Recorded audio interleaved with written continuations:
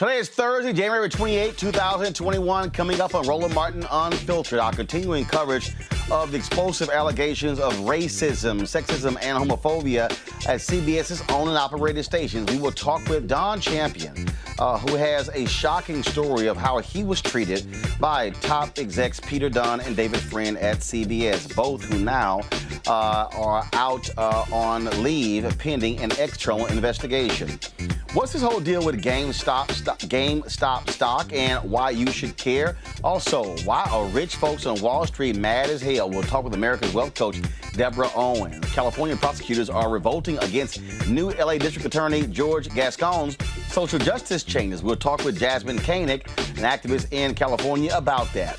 A proposed Missouri bill would allow deadly force against protesters and protect people who run them over.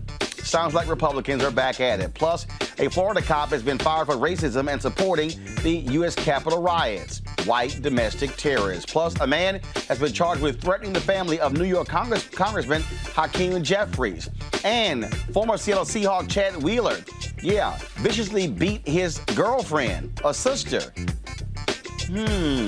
Why didn't it get as much attention as Ray Rice? Plus, we'll show you the funeral of baseball legend Henry Hank Aaron. And today's crazy-ass white woman says she can use the N-word anytime she wants to. Okay. It's time to bring the funk on Roland Martin Unfiltered. Let's go. He's got it. Whatever the biz, he's on it.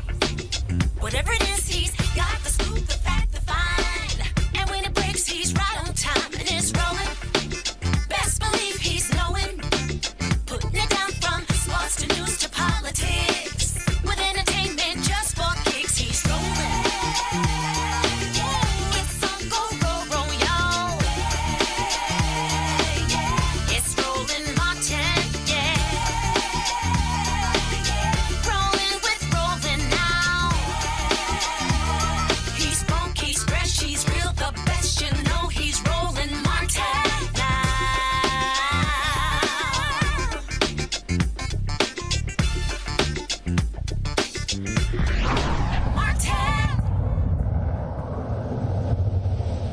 All right, folks, we have been covering this story about CBS after the Los Angeles Times reported on Sunday about alleged racist, homophobic, and misogynistic comments made by top execs Peter Dunn and David Friend.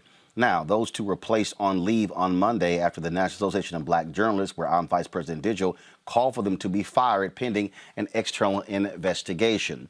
A number of people since then have been telling their story, sharing the very difficult details of how they were being treated there, including Don Champion, who worked as a reporter at CBS. Don Champion joins us right now on Roland Martin Unfiltered. Don, how you doing? I'm good. Good to see you. Thanks for having me on. So,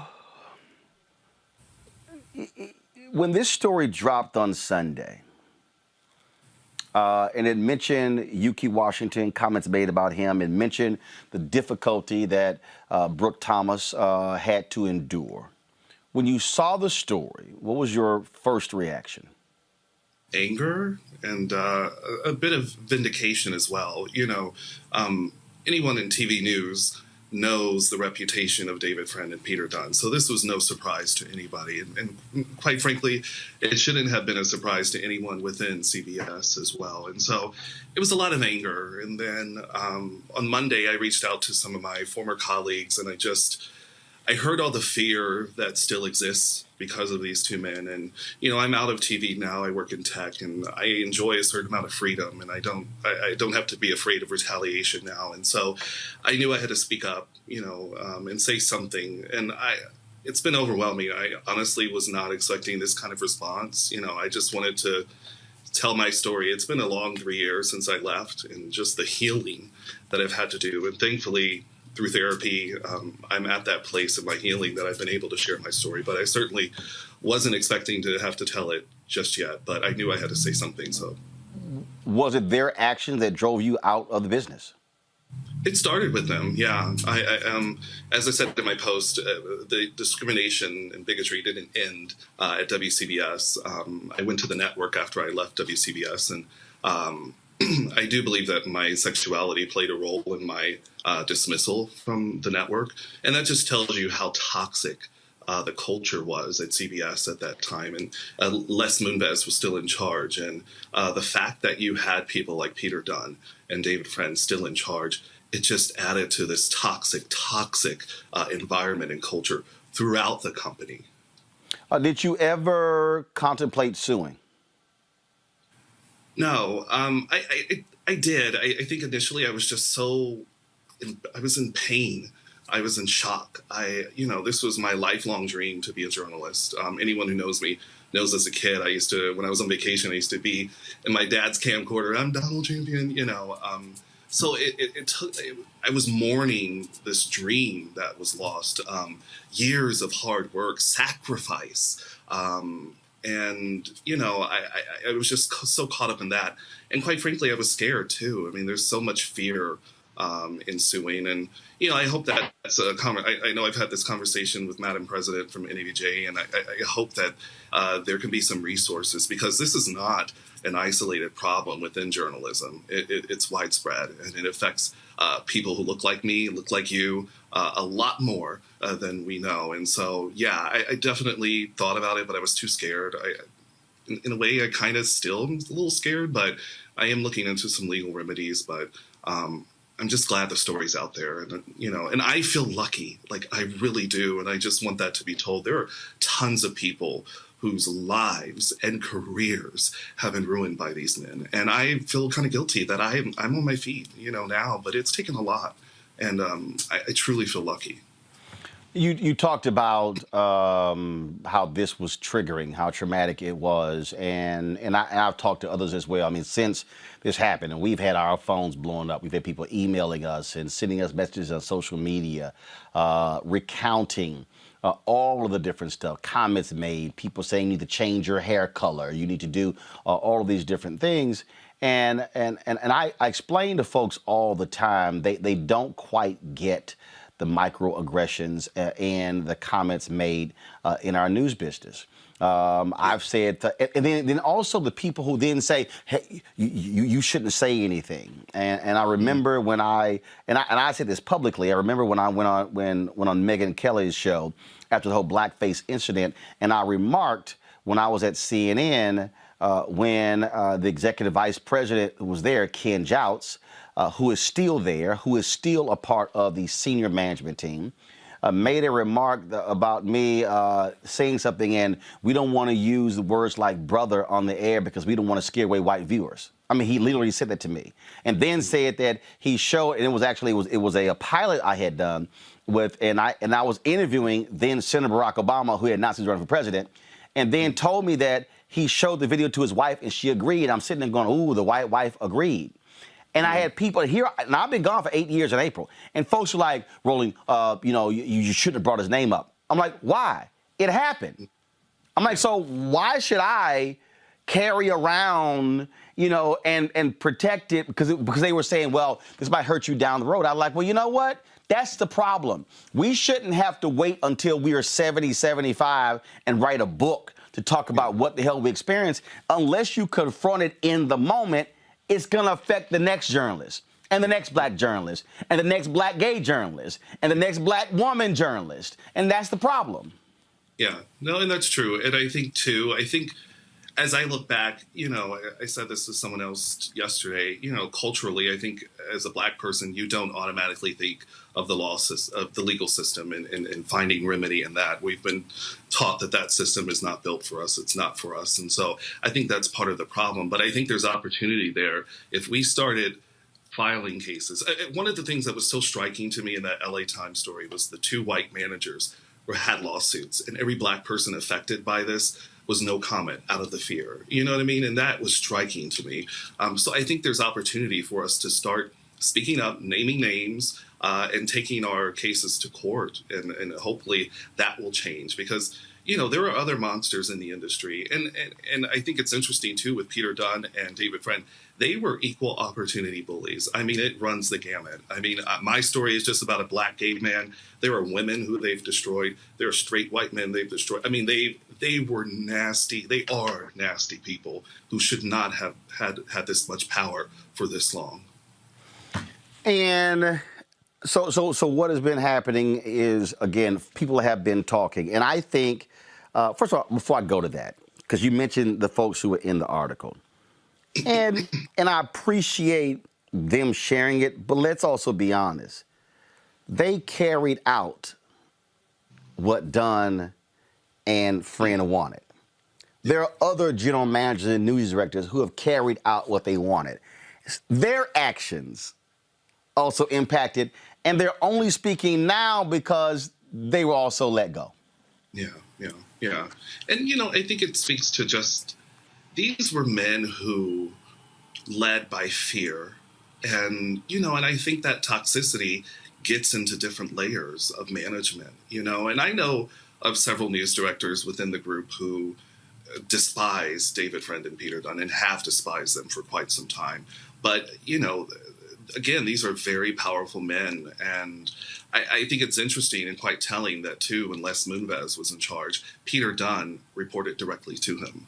And that kind of power, you're afraid of that, And I know that some of the news directors, I know personally, some of them have tried to push back in every way that they can, and that's been difficult. But these are two very powerful men. And, I think that was part of the problem. And that doesn't I'm not trying to make excuses for people, but I do know that if he ran the managers like he ran WCBS, it was steeped in fear and intimidation and bullying.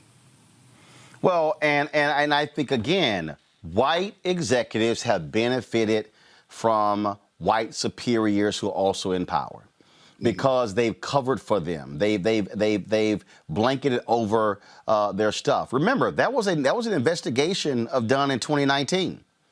And then CBS announced that changes were made and things were done, and that in their statement they released that, there had been no complaint since. Well, folks said, hell, we're afraid to complain. If you complain, then you get targeted. I was told there was a meeting in February of 2020 with a group of black employees at WCBS with Dunn and Friend about a lot of these issues. And when that meeting was over, every black person in that meeting was targeted, and some were forced to leave the company who took buyouts under the guise of COVID. Yep. No, exactly. And that speaks volumes to just how they operated. You can't trust. I have a friend there who feels like they were retaliated against for speaking to the lawyer. So even now, that this case is public and they're being told to go to HR, there are people who don't even trust HR in that building right now because of how the other investigations have been handled. And it's quite, frankly, it's sad. It's disgusting. Well, Don, we certainly appreciate you telling your story. The National Association of Black Journalists, we've made it clear we're not going to relent on this, continuing to put pressure on the CBS. We have reiterated our call for Peter Dunn and David Friend to be fired, for there to be a massive external investigation looking at issues in the company, not only in all the owned and operated stations, but also in other areas of CBS, whether it's CBS News Path, CBS Radio, CBS News, the syndication arm, you name it, all over the country, all over the company, because again, this is widespread culture. And as you said, this is not the only other media company where you have these issues. And to all those other media companies, we're coming for y'all too.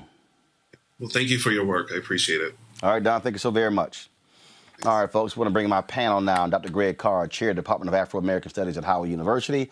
Of course, Reese Colbert, Black Women Views. Erica Savage Wilson, Savage Politics Podcast. This is in 1968, Greg. The Kerner Commission issued their report that there are two Americas, one white, one black. The report was focused on the race riots in 1967, what caused them. They couldn't agree on much, but they did agree that there are two Americas, one white, one black. And the one area where they had the most criticism dealt with media and demanded there be changes made in terms of more black folks as reporters on air, as executives as well. And so that led really to the first wave of black journalists in mainstream newsrooms. When you start thinking back to the likes of Bax Robinson and Bernard Shaw, Carol Simpson and others, it was really after that Kerner Commission report dropped. Well, the reality is, since 1968, in the last 53 years, you still are dealing with the issue of racism in media. And what I keep telling people all the time is the operative word in white supremacy is white. And so it's not white supremacy in politics or white supremacy in corporate America or white supremacy in education. No. It's white privilege and white supremacy in all things in this country. And when you look at media, mostly white men are in charge on television, network, broadcast, cable news, newspapers, radio, digital operations. You go to Hollywood, mostly white men. You've never had an African American in the history of Hollywood ever to run a Hollywood studio.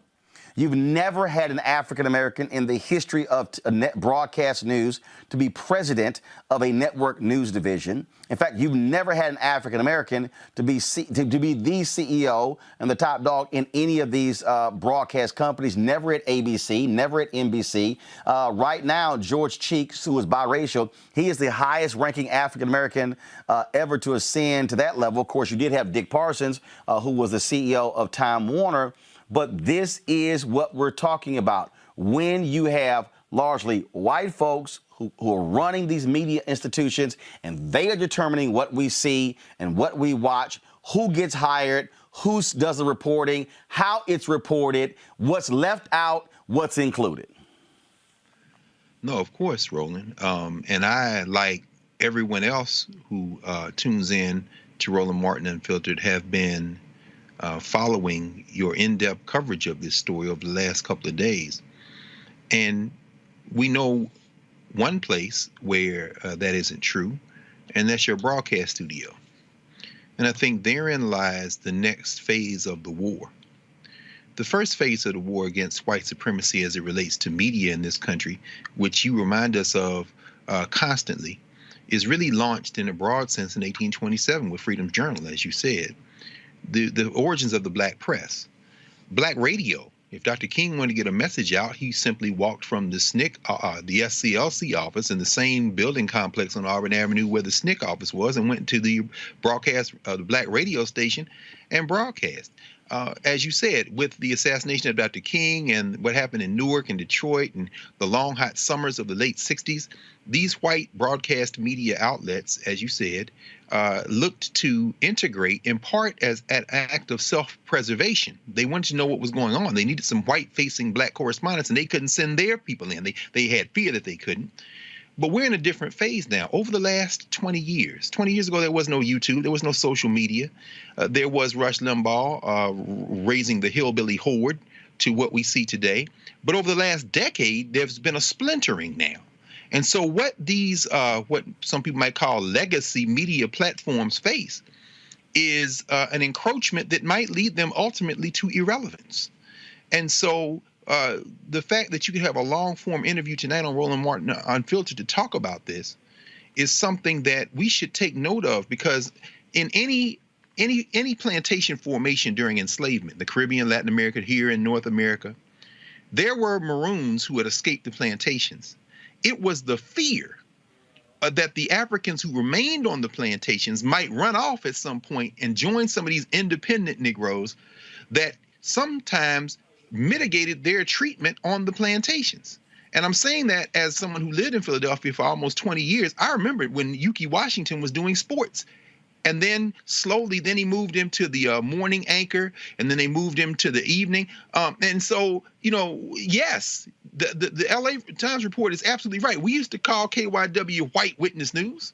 Nobody paid any attention to that. We were listening to Johnny Sample and them over on WHAT, now WURD, the radio, this kind of thing. But when we saw a black person, you realize that whoever you see, and your friend Brooke Thomas, of course, who for a time was in Philadelphia, the young sister Rahel Solomon, what this white boy said, I don't like her face. You're a damn racist. We know you're a damn racist. But let's be clear. You love money more than anything. And we will start tuning you out. And what happened in Philadelphia, what has happened all over this country, in New York, this is nothing new to us. But I think finally what we have to really begin to grapple with, and this is the uncharted territory, what we really have to grapple with now is what is going to be the relationship of new independent black media like Roland Martin Unfiltered and platforms like this to the legacy, the dying legacy media that still retains enormous power, but whose power is now going to have to be renegotiated. If they don't get rid of these white boys, we'll just turn you off. We have options. The thing here, Erica, that I don't think people really understand. They don't really understand that media is the last bastion. And when I say that, I know somebody might say, well, we elected a black president. Mm-hmm. We had black governors. You had Doug Wilder in Virginia. You had Deval Patrick in Massachusetts. But this is what I have been saying ever since I decided at 14 to go into media. And I learned this as being a student of this business. Whenever there's a coup anywhere in the world, the first thing they get control of are the guns. That's the military. The second thing they get control of is media. If people want to understand the power of media, abolitionist John Brown actually was more effective. Everybody listen to me clearly.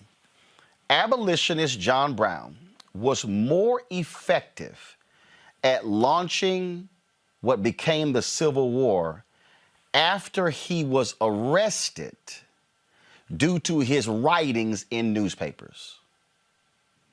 Some of y'all watching and listening need to listen to what I am saying.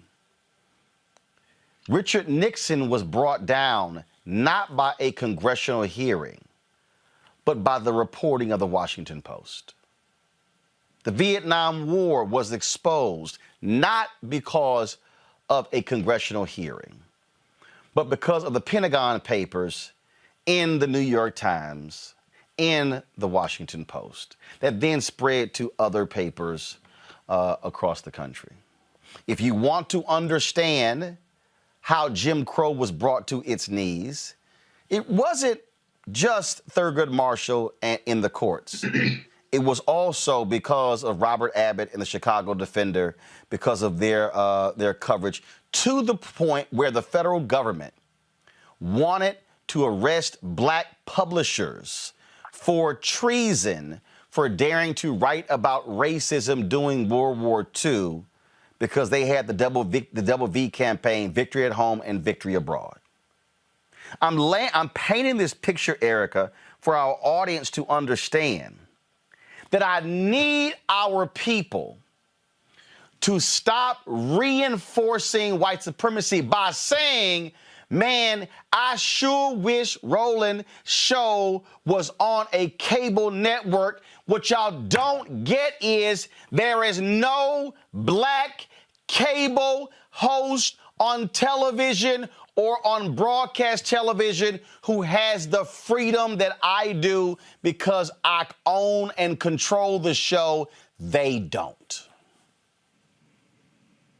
Absolutely, Roland. And I'm so glad, as is really the nature of the show, that you did lay out that important foundation because, history does repeat itself. And so if there's not an embracing and understanding of that, then we'll continue to see the outcomes that we see where there's shock, there's surprise, there's awe, when this is really history, right? When I think about media, particularly mainstream media, and how it is very much so informative and does lift platforms, what comes to mind is just the person who is no longer in office, thinking about how he was able to gain another level of recognition through Twitter, right? The birther campaign that he led back in the mid 2000s. And then when we spring forward to 2015, you then had another wholesale media campaign that was launched then. And then media was more than happy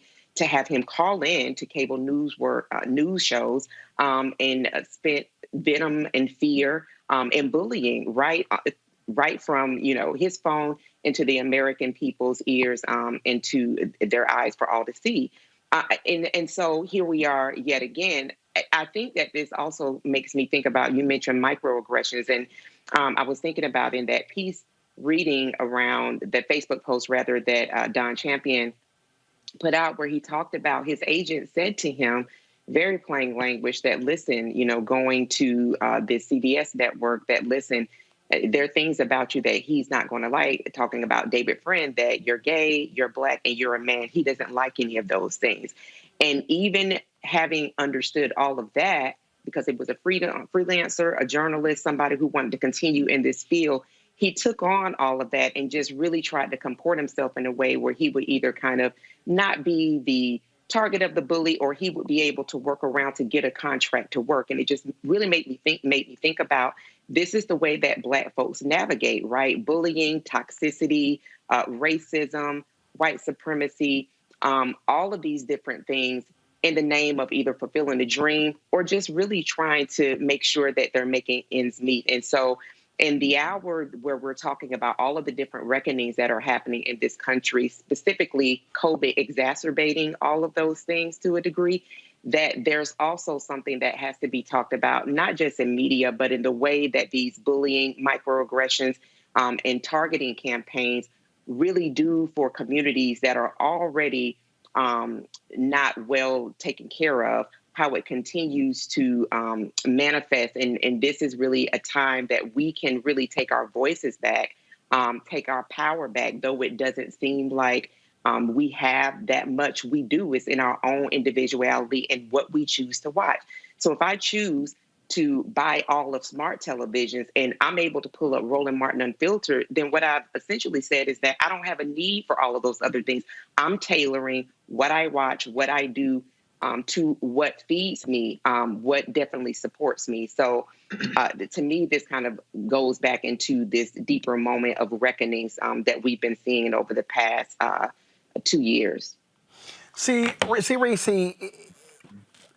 it's amazing how so many of our people don't realize how so easily we fall for the okie doke of trying and seeking and desiring white validation. Mm-hmm. See, when somebody says, yeah, man, and I get it. I've had people say, this is what people have said, I really wish you were on a bigger platform. And I get that. I totally get it.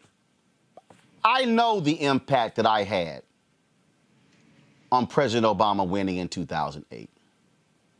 I know the impact I had on people who ordinarily did not watch politics. They have come up to me. People have said, I ran for office because I watched you. I now am an activist because of you. I get all of that. But I then need people to go deeper by saying, okay, so how was that platform built? Who created it? Who founded it? Where the resources come from? How are they able to get the capital to actually build it? How are they able to grow? The reason I had the advertising, the conversation on yesterday with Ben Chavis is because that's actually how the institutions are built. What people don't realize is that in the cable business, you normally go to the cable companies and you negotiate with the cable companies for a subscription fee 5 cents, 10 cents. ESPN had the highest, where at one point they were getting damn near $7 because you had to carry all of these different networks. But here's what people didn't realize. When Rupert Murdoch launched Fox News, Rupert Murdoch wanted immediate mass distribution. So you know what he did? He paid the cable companies. He had enough money to say, okay, you know what? I'm not going to wait 10 years to get to 100 million subscribers. I'm going to pay y'all. Roger Ailes builds it up, and then when they hit critical mass, they flipped it. Now y'all got to pay us, and they did. We don't have that position. So when people say, I really wish you could be on a bigger platform, my response is, this can be bigger.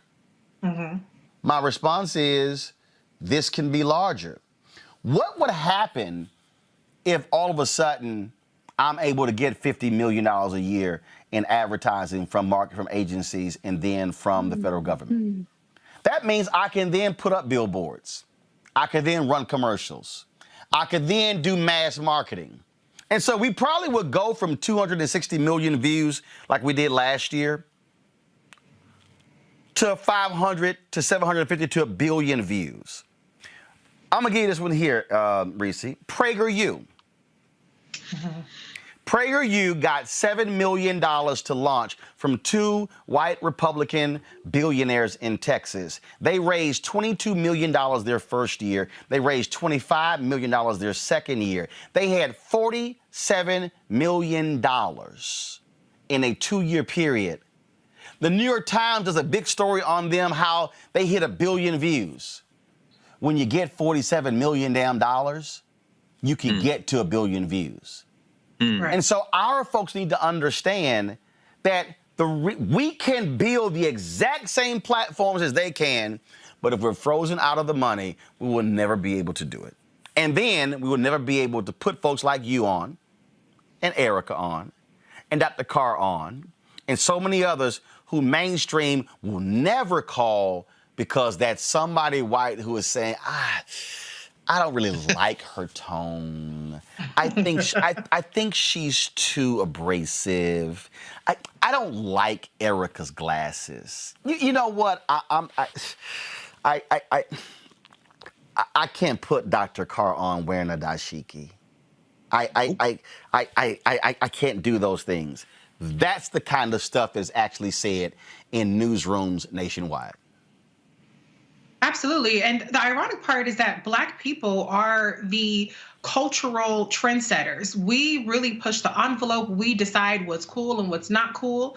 And yet often we still take cues from that white validation.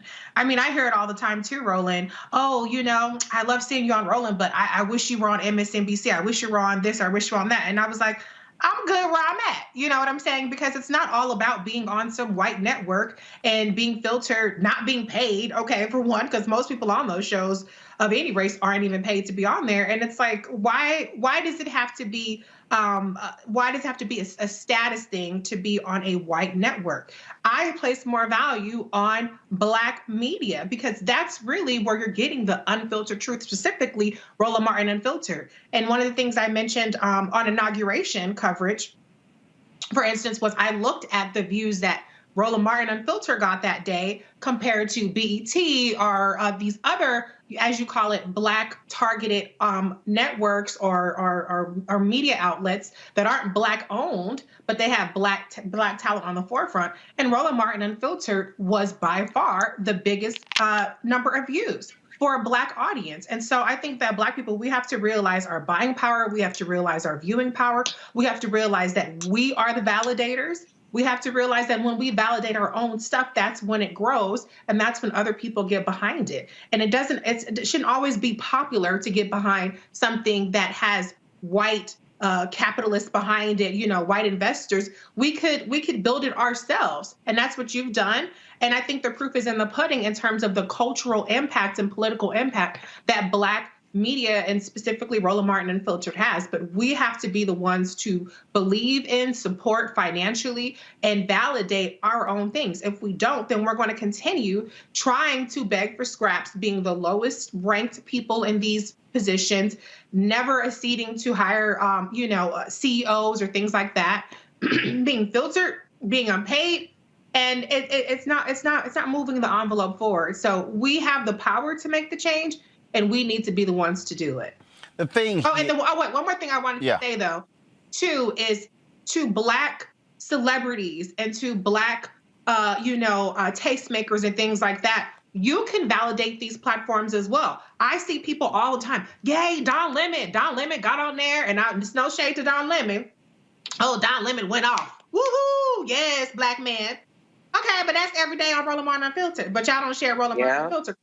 And so you guys have to realize too, okay, start validating the Black stuff that keeps it real every single day, multiple times a day, instead of always rah-rah the people that have a little bit of spice every now and again to go viral on CNN or MSNBC. And if you're promoting a product, I see a lot of people when they're on their media tours, and I look at the views they're getting on other channels or interviews, and it ain't nothing compared to what they're getting from Roland Martin Unfiltered. So if you want to, it's in your own best interest to help promote something that is actually going to promote you, that's going to give you 10 minutes, 15 minutes, uninterrupted speaking time to promote your causes.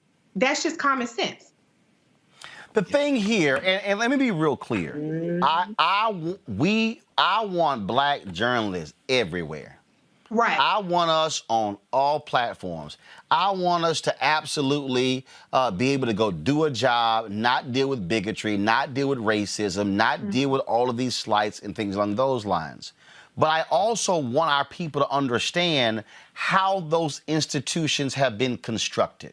CBS didn't just overnight become CBS. CBS is now Viacom CBS. CBS was started before Bill Paley bought it, and then Bill Paley took it over. And then all of a sudden, then grew that thing, went from radio to television, and they began to add other assets. Sumner Redstone then comes in with National Amusements, takes over Viacom, then gets CBS. I mean, that's how these conglomerates were actually built, how they were constructed. What I need our people to understand is racism also led to that, in that they had access to capital, they had access to bankers, access to money, access to advertising. And while you had Black folks who were over here trying to build the very same things but had none of that access. And so if you look at, again, and what I'm trying to get people to understand why it's important to listen to what Greg said. Freedom's Journal, March 16th, 1827, wrote, "We wish to plead our own cause. Too long have others spoken for us." You don't have Emmett Till's photo on the front of Jet and the Chicago Defender and the Tri-State Defender unless they are Black owned. That's why I took offense when Doris Kearns Goodwin had the audacity on Meet the Press to give the New York Times praise for putting his picture on the front page. And I was like, boo, they came after the fact. And so too many of our people, and I'm saying this specifically, I'm not talking about any particular Black journalist. I'm speaking of our audience, Greg, of our people, which includes all Black people. There are too many Black people whose lives are being dictated by white validation. It's Joe Scarborough. true. Let me tell you something right. Joe Scarborough regularly wears zip-ups on the air.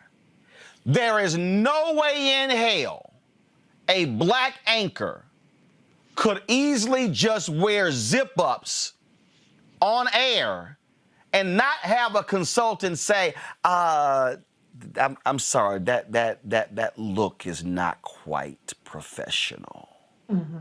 But whiteness allows for him to be able to do that.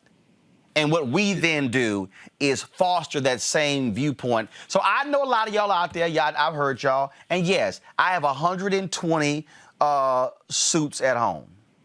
That's winter suits. I have another 60 summer suits. But the reason y'all have rarely seen me put a suit on this show, because I'm doing it for a reason. Because I want you to understand, it ain't about this, it's about this. That's right. Roland, and whether it be Reese or Erica, myself, Julianne Malveaux, Scott, any of the people we see, Monique, anybody who is regularly with you in this journey, we've all made very deliberate decisions. I remember when MSNBC came to the campus of Howard University to do one of their forums on race. And they didn't have anyone from Howard involved in the conversation that was on stage. So they came to Howard, but had nobody from Howard. Well, they wanted to rent the Howard brand, the HBCU brand. And they've done it before; they'll do it again. And the sad part about it is that many of our Negro institutions are pleased to just be invited into the conversations. They have no problem with that. Well, near the end, one of the producers gave me a microphone. They had asked me to be on call in case they wanted a Howard voice in. And within the space of about 5 minutes, I went after everybody, beginning with Brian Williams, and tried to correct the record, almost Roland Martin style. You know how you do, brother. You would have done an incredible job. You went off the way me and you first met at 12 Years a Slave. My child, oh my God, Shanice Thompson, who's on the faculty of Bowie State University. That child, it started with, you were talking about, you said you're a free black man. I've now since recognized that you are. And she said, how can you be free with the prison industrial complex? I said, that's absurd. You're absurd. We started beefing. I didn't know you had Twitter fingers like that. You came for me. The whole Howard crew came for you. Next thing you know, we rolling. And I'm telling y'all, all of Howard people, man, you ain't gonna debate Dr. Carr. I said, bring your ass. Bring your ass. Come on. No, I said, I ain't scared of no damn Dr. Carr. No question. No question. And that's the way it's supposed. But see, this is important right here. Why? Because you couldn't do that to Brian Williams. They're just gonna disappear you. You can't do that to Chris Cuomo, who likes to put his best black act on, coming after Don Lemon, because them cats is insecure with it. And so, but what happened, I'm bringing the MSNBC example up because what happened in the wake of that, I got a call. Folks are saying, oh, we might be interested in having you. But I realized what happened, and you helped me years later understand what would happen after that. I was brought up in the same way Gerald Horne is brought up. I was brought up the same way Malcolm Nance was probably brought up until he came through here, which is, oh, no, that's too black.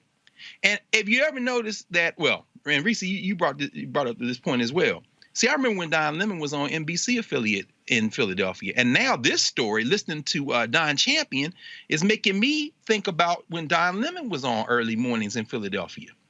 And as I said, we had WHAT. And when I would leave, get to go to the Amtrak station to take the train to work at Howard, which I did for 10 years in Philadelphia, the first thing I would hear on the radio when I would turn on was our friend and brother Jeremiah Wright, because Cody Anderson, the owner of WHAT, played Jeremiah Wright every morning because Jeremiah Wright's father, Jeremiah Wright Sr., was the pastor of Grace Church in Germantown.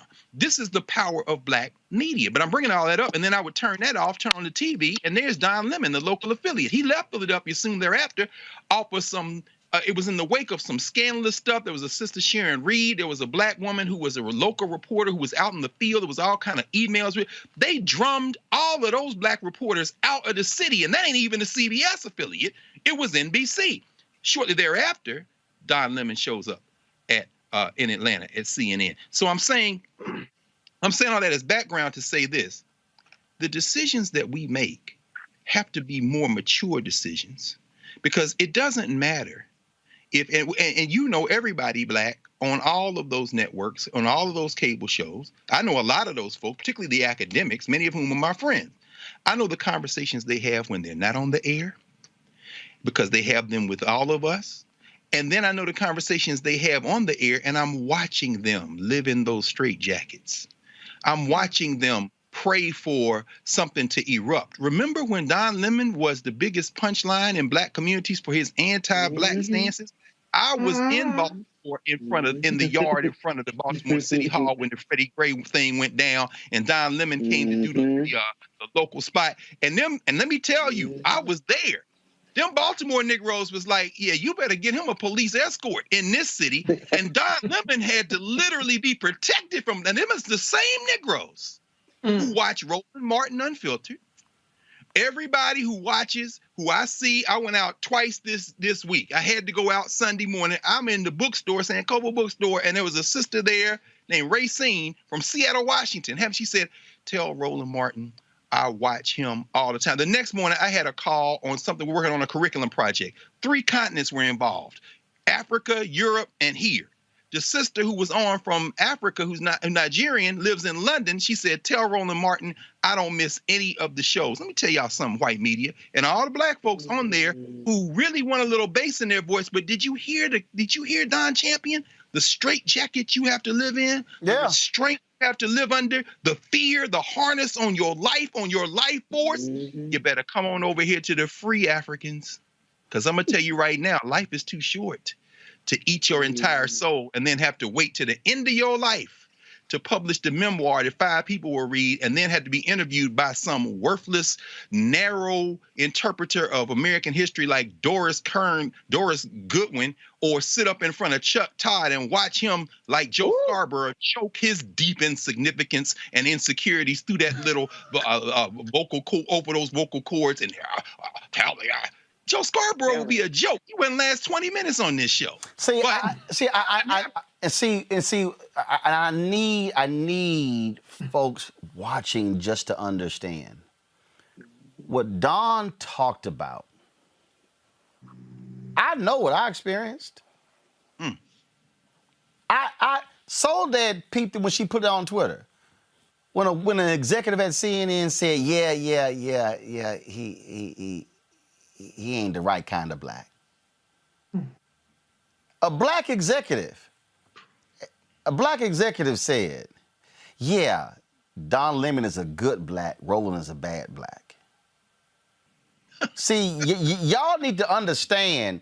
And see, I love these people who say, you ain't say nothing when you were there. Yes, I did. You just weren't paying attention. See, y'all got to understand. I kept all of my info. I kept the numbers. I know how I performed. I know when I filled in for Campbell Brown at CNN, a white executive producer was so pissed that I dared have an opinion on what the show lineup was. She said, I can't tolerate this, and they went ahead and moved her over to the Anderson Cooper show. Yeah, Claire, I remember. Claire, I remember. I remember sitting there at CNN filling in for Campbell Brown, and we were having a conversation about the housing foreclosure crisis, and I wanted to have people on the show who had actually gone through, who were going through the foreclosure process, how painful it was, and Rebecca Cutler, who's now over all contributors at CNN. She was a line producer. Well, why should we do this? Shouldn't we just, do this as a tape deal? I'm like, no, I can handle it live. And then Sam Fine and David Doss were like, well, and let me show you what happened. We were discussing how we were going to do it, and this was me thinking. And I was sitting there, and what happens is when I'm visualizing something, I usually cross my, and I'm thinking, they called me into the office. Sam Fine and David Doss did, and said, that was intimidating. And I went, oh, hell no. We are not about to have a black man thinking conversation. Look, I need y'all to understand. Y'all don't understand how many times the executives at CNN called my agent and said, they had a phone line, y'all. And so all of the shows, the Anderson Cooper show, people would call into the line, and they would take down all the stuff people said, and they would then send an email to the executive producer and the producers so you could hear what the feedback was. It was always, he's so angry. The executives would literally call my agent, Mark Watson, and say, Mark, can you get him to smile more? can you give it a smile more? So finally I said, if I smile any damn wider, my ass gonna be doing a minstrel show dance. So while the white folks were calling in at CNN, telling me I need to smile more, guess who was getting killer ratings over here with white anger? Bill O'Reilly. Sean Hannity. So it was handcuff Roland, but look, I remember I got chastised by David Doss because I got into a debate with Jeffrey Toobin.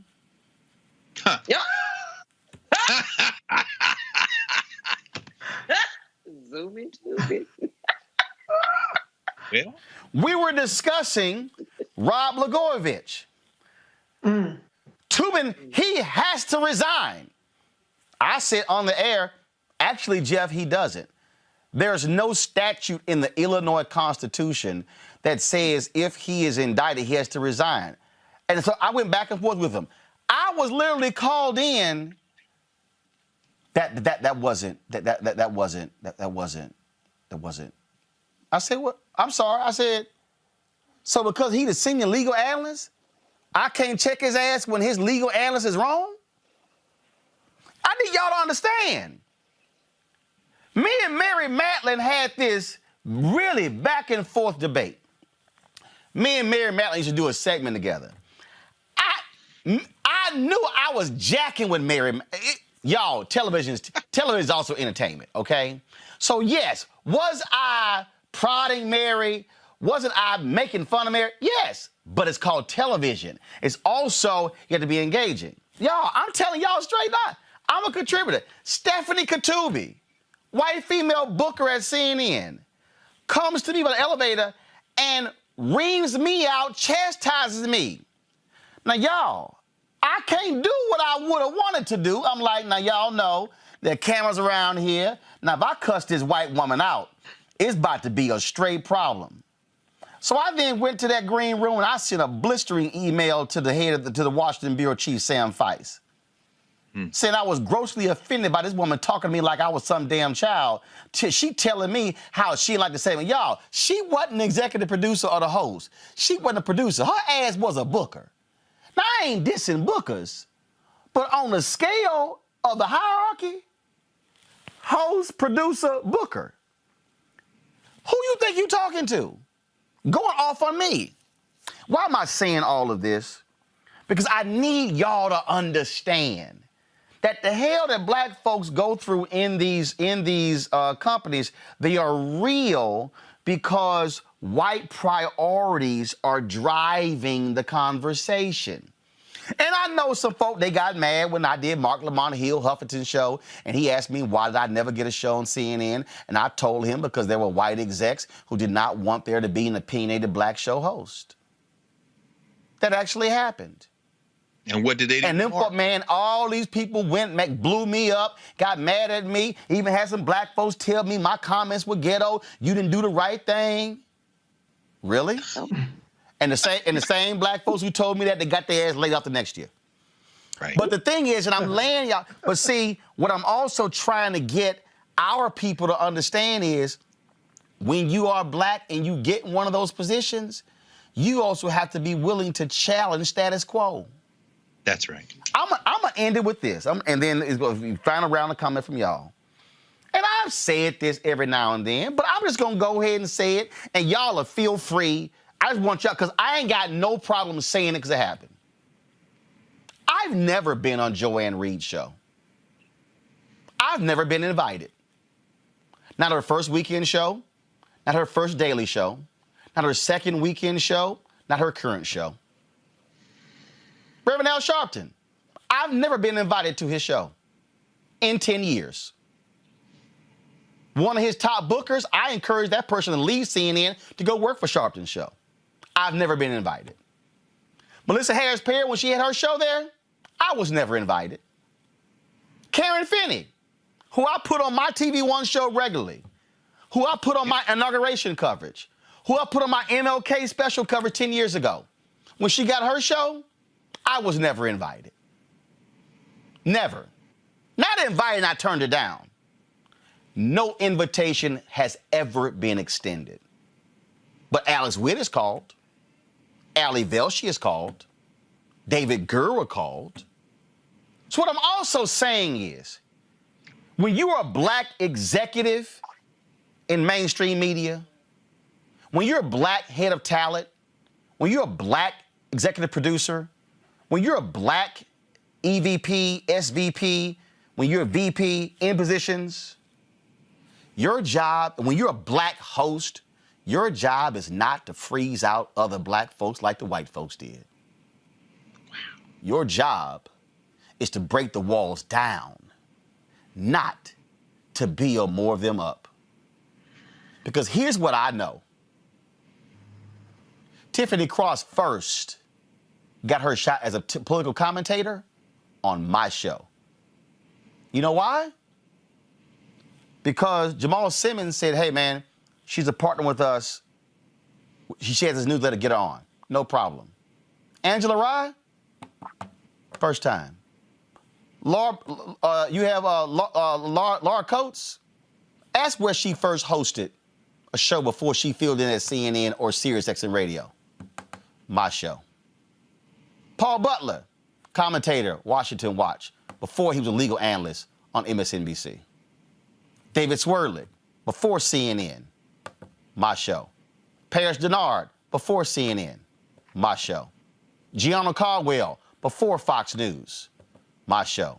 Shermichael Singleton, before CNN, MSNBC, my show. Y'all want me to continue? That's what it means. Okay. That's what it means when you use the opportunity that you have. And I go ahead and I'll say this here, that's the last one. I have the video of a couple of pilots that I did at CNN. Rachel Maddow was on those pilots. I've never done her show, but she was on my pilots.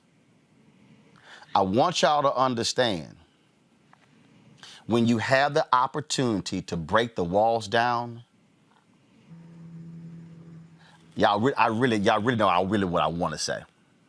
All I'm saying, let me just go ahead and say it, okay? So everybody out there, please cover the ears up. No, I'm not gonna say what I really. I'm just gonna use a phrase. I'm gonna use a phrase that I will use what I want to say. I will go Sam Jackson, Jennifer Lewis on y'all, but I'm not gonna do that. I'm gonna do what Bum Phillips did when the Oilers lost to the Pittsburgh Steelers. He said next year he said we're gonna kick the son of a bitch in. If y'all are black in mainstream media, like George Cheeks is right now at CBS, like Marva Smalls is at CBS, like Rashida Jones is now the president of MSNBC beginning February 1st, like my boy Galen Gordon is the vice president of talent at ABC, Kim Godwin, you're the number 2 over at CBS, to all the other black people who are heads of diversity in all these positions, your job is to kick the son of a bitch doors down and blow the hinges off those doors and let it be known to every white executive what Reggie Hammond said. There's a new sheriff in town. That is the only way you will ever change mainstream media. Going to a break. We'll be right back on Roland Martin Unfiltered. For black Americans, right, because of slavery, because of the complete destroying of the past, there really is no direct connection to various African countries. Right. But the reality is for Latinos, and even if you use that phrase, first of all, I'm from Texas. So in Texas, Hispanics is used. Other parts of the country, they say, no, call me Latino. Mm-hmm. Other folks, call me Chicano. And so you also sort of have that going on. There's a connection with country as well. Right. And so if you're from Mexico, if you're from Colombia, if you're from any other particular country, it's, yeah, I'm here, but I'm also from there. As opposed to, no. This is my country. I'm involved in everything here. I think that's also something that's also at play. It is at play, and it's unfortunate because it happens even when we're not talking about politics. I think that Latinos, the word, it's very divided. because we all have this allegiance to this other place that we came from. But I believe that that's not helping us. That's not unifying the country. We need to come together and understand that this is where you're raising your kids. This is where you're paying taxes. This is where you're living. This is your country. This is where it matters. Carl Payne pretended to be Roland Martin. Holla! Hi, I'm Chaley Rose, and you're watching Roland Martin Unfiltered.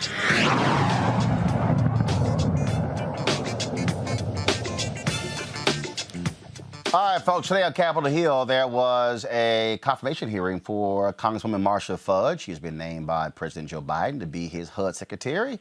Here is some of what she had to say today. Mr. Chairman, if I may, Mr. Chairman, may I introduce my family that is with me today? Absolutely, you may. Thank you. You've heard much about my mother today, but I'm going to have her wave at you if they can see her. And this is the rest of all of my family is here, my aunts, my stepfather, all of my cousins and dear friends. So I just wanted you to be aware that we are all here together. I'm very, very close to my family, and I'm pleased that they could be with me today. And to my senators, thank you for your kind words and certainly for your friendship. Mr. Chairman, Mr. Ranking Member, I thank President Biden for nominating me to serve as the 18th Secretary of Housing and Urban Development, and will do everything possible to ensure that every American has a roof over their head. The housing issues our nation faces are real, varied, and touch all of us. I'm a strong believer in the department's programs and its mission, especially with regard to serving those who face the greatest need. Senators, I have dedicated my entire life to public service and to working to help low-income families, seniors, and communities. I believe I am up to the challenge that is before me. As mayor of Warrensville Heights, Ohio, I saw firsthand the need for economic development and affordable housing. We improved the city's tax base and expanded affordable housing opportunities. As a member of Congress, I tackled the unique challenges of my district, working with my delegation and across the aisle. Our housing issues do not fit into a cookie-cutter mold, and I know that the same is true in each of your states. We need policies and programs that can adapt to meet your unique housing challenges, and I would very much like to work with each of you to find the right answers for your states. It bears mentioning, particularly in this moment of crisis, that HUD, perhaps more than any other department, exists to serve the most vulnerable people in America. That mandate matters a great deal to me. It is consistent with my own values, and it is precisely what has always motivated me to service. It is estimated that on any given night in 2019, more than 500,000 people experienced homelessness in America. That's a devastating statistic. Even before you consider the reality of what COVID-19 has done to exacerbate this crisis. According to one study, 21 million Americans currently pay more than 30% of their income on housing because of lost income and unemployment due to COVID-19. 1 in 5 renters and 1 in 10 homeowners with a mortgage are behind in their housing payments. Native housing is also in crisis, with far too many families living in substandard and overcrowded housing conditions on reservations. Although Congress provided $25 billion in rental assistance and the CDC extended the eviction moratorium, this is not enough at a time when tens of millions of Americans are behind on rent. Almost 3 million homeowners are currently in forbearance, and another 800,000 borrowers are delinquent.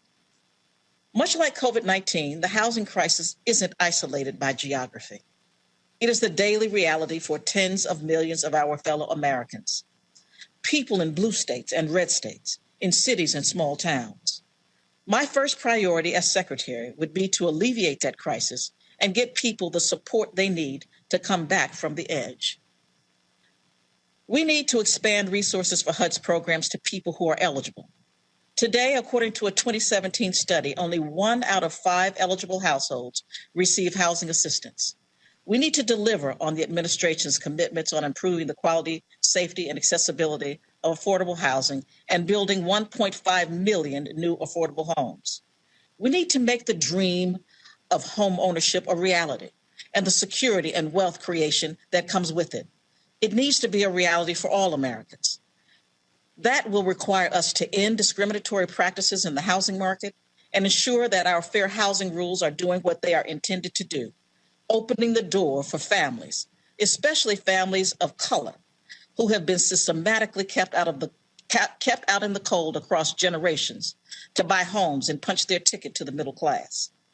There are so many issues we need to come together to address.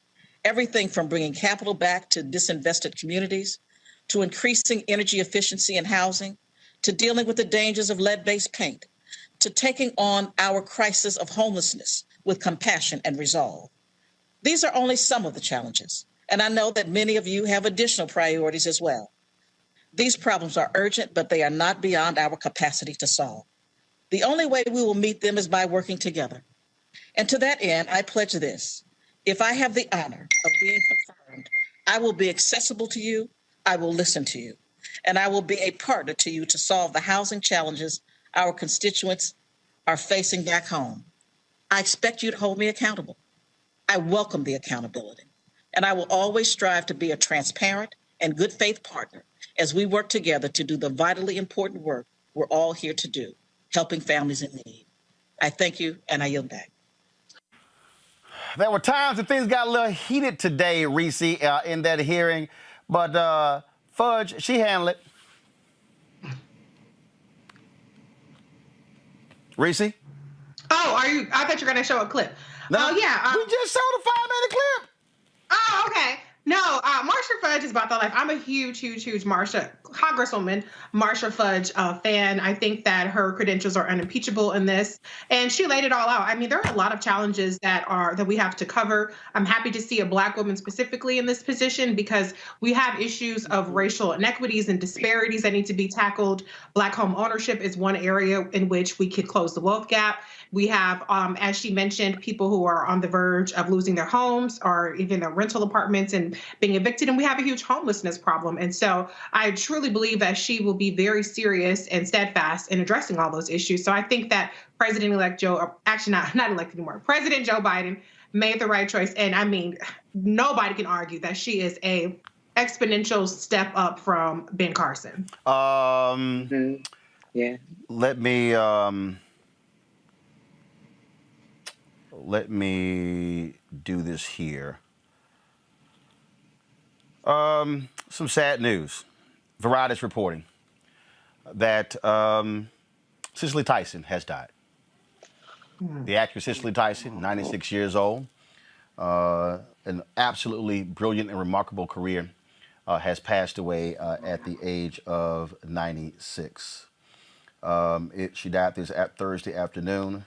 This is a statement that was read by her manager. I don't have it up. I'm literally on. Just give me a second. I got a text message just moments ago that Variety has the story here.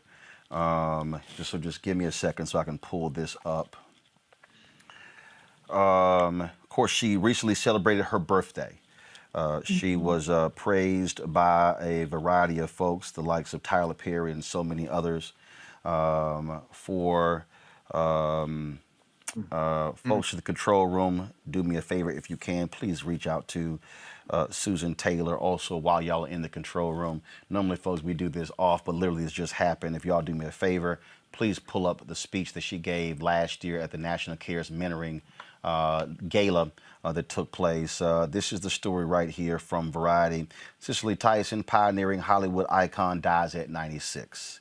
It says here by her manager, I have managed Ms. Tyson's career for over 40 years, and each year was a privilege and blessing. This is Larry Thompson. Cicely thought of her new memoir as a Christmas tree decorated with all the ornaments of her personal and professional life. Today, she placed the last ornament, a star, on top of the tree.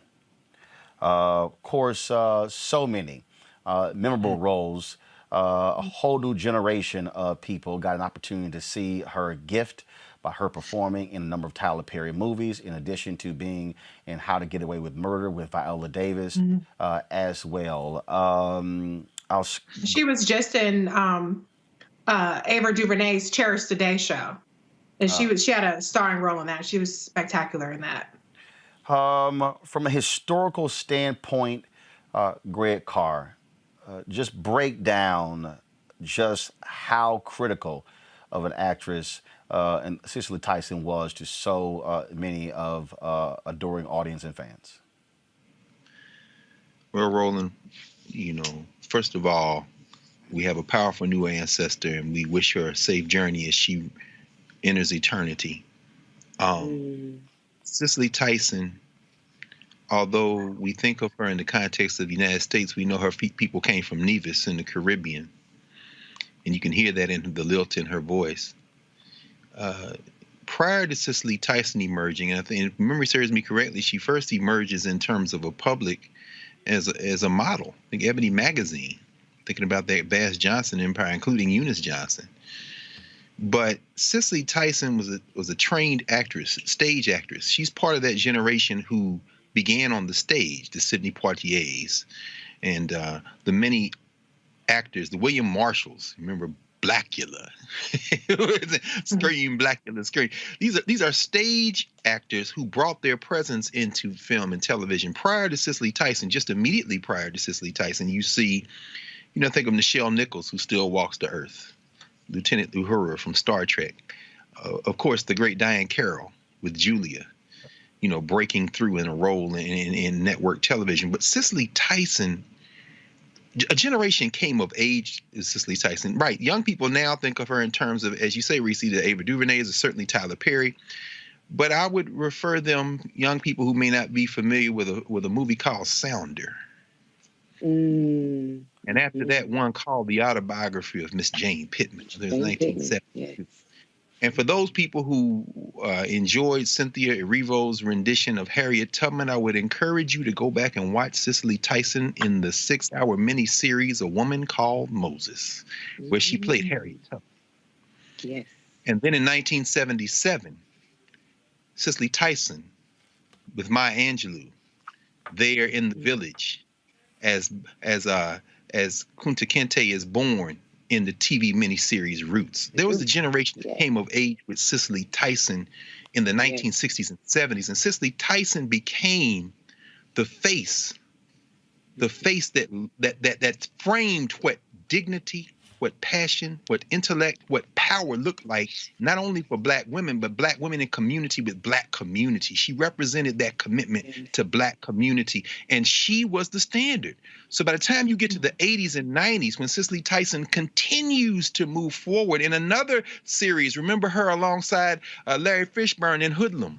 Remember her. Now there's another generation of Black women who have come in the wake of Cicely Tyson, the Yale-trained Angela Bassett. I think about the young sisters who would then trail Cicely Tyson around and say, "I want to be a little bit like you, Miss Tyson." What's our sister's name who was in John Q with Denzel Washington and Pride? Kimberly Ellison. Oh, Kimberly Elise. Kimberly. I mean, you see them literally, and I'm talking about literally at award shows, just like trailing behind Cicely Tyson. In the sense that I want to model that. So I'll end with this. This woman worked literally until she made transition to the other side. I'm just beginning to read her do. She was on a book tour. Yes. You want to see what Black excellence looks like, young people? Yeah. You look in the face of that sister right there, because that's a hell of a run. You got to put her next to Paul Robeson. You got to put her next to all the great stage and screen actresses, because she was a culture worker. She just happened to do that in the form of acting. When you say she was literally up until the last end, this is a piece that aired just 2 days ago on CBS this morning. Saw that, the autobiography of Miss Jane Pittman. I watched it again over the weekend. And now in a new memoir out today, it's called, look at this cover, guys, Just As I Am. I love this picture of her. The 96-year-old Tyson is opening up about her very impressive career and her personal life. So we met her in Harlem at the Abyssinian Baptist Church. That was her home church before the pandemic. And she talks to us about her legendary career, her love life, it's a doozy, and her process behind choosing roles. Whenever I'm offered a script, what I'm interested in when I get it is why me? Who was that character, and why did they want me to play it. And when I get to the point where I feel like her skin has fitted my arm or my mind, then I know there's something about her. As a little girl, what were your dreams? I was a very shy child. If you got 15 minutes of words out of me, you got plenty. You know, I was a thinker. I sucked this finger until I was 12 years old. That's why I have these buck teeth. Born in 1924 to West Indian parents, Cicely Tyson recounts her extraordinary life in her new memoir, Just As I Am. I am an observer of human nature and the dreamer of audacious dreams. The journey to stardom was not an easy one for Tyson, who became pregnant when she was 17 and had a short marriage that lasted just over 2 years. Tyson began her acting career as a single mother, a choice that brought conflict at home. Weren't you surprised, Cicely, that your mother actually kicked you out of the house because you wanted to be an actress? Yes. Oh, she told me I couldn't live there and do that. Suddenly I found something that I loved to do, and I had a child to support. So you weren't thinking, when I grow up, I want to be an actress? No. My mother, I don't know what she wanted me to be. She thought that I was going to live in a den of iniquity, because we grew up in the slums, okay? Lots of prostitutes walking up and down the street. And that's all she knew about movies. Her mother eventually came around, and their connection is a strong one to this day, especially in this church. And I feel that her spirit is here. And so I bought this pew in her name. So this was a way to honor her. That's Fred Smith here told us the Folks, again, if you could go to YouTube, you can actually watch that. Erica, just your thoughts on the legendary Cicely Tyson passing away today at the age of 96. Wow. You know, what a gift for us to be able to have been in the earth at the same time as a Cicely Tyson. I came into the earth in 1977, and that's when you mentioned Roots. And so what struck me about Roots, I watched it as a young child, and of course watched it over and over throughout the years, is that when I saw her, I was struck and drawn to her, namely because she looked like me. So here's a woman, you know, I'm looking at my mom. My mom's a beautiful woman. I'm looking at a woman who doesn't know me, I'm not related to, and she is absolutely stunning.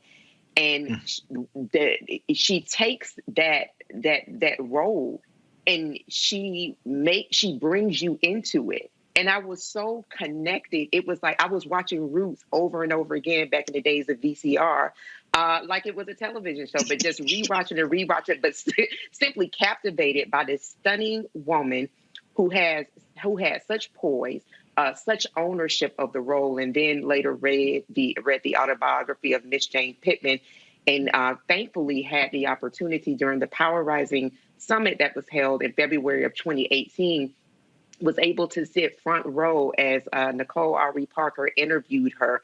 And you could have heard a pin drop when Queen Mother, as many of us refer to her, entered the space and was seated on that stage. We all hung at every breath and every word that our now, as Dr. Carr said, now ancestor Cicely Tyson spoke. And what also struck me about just listening to her through my gaze, I was also thinking about, as you pointed out, Roland, just a few moments ago, that she was still working. And from that stage, she talked about projects coming forward. You know, this is a woman that is in her 90s, and she's still yet talking about the future, talking about the impact around school development and making sure that there was wisdom imparted into the up and coming generations. And it blew me back. And I said, well, my God, you know, this is why I wrestle with that word retirement, because you don't take yourself out of life voluntarily. So that we have now in 2021 an ancestor gone on before us, I think that this really threads the needle between what you were talking about earlier, Roland, that's ownership of your work, understanding the value of you, understanding the value of your people, of your community, if that we could all make a personal decision that that validation is not needed, because we have people in our community, people that have been in industry and have authority and have credentials in this industry, that have lived a life that is worth reading about, and that is worth saying, this is the blueprint. Let me find my way through this. And I love that Cicely Tyson was Cicely Tyson from the day that she entered into the day that she's departed on the day. And definitely my heart, my condolences and thoughts, and definitely prayers to the family and friends, those who knew and loved our now late Cicely Tyson. Again, for the folks out there who are just tuning in to us, actress Cicely Tyson died this afternoon at the age of 36. The announcement was made by her longtime manager. To my other guests who we had on the show, I apologize. We're scrapping all other news. I'm looking at some of these other news outlets that are on right now. They're still talking about Republicans and the Capitol. Well, no, we're covering the death of Cicely Tyson.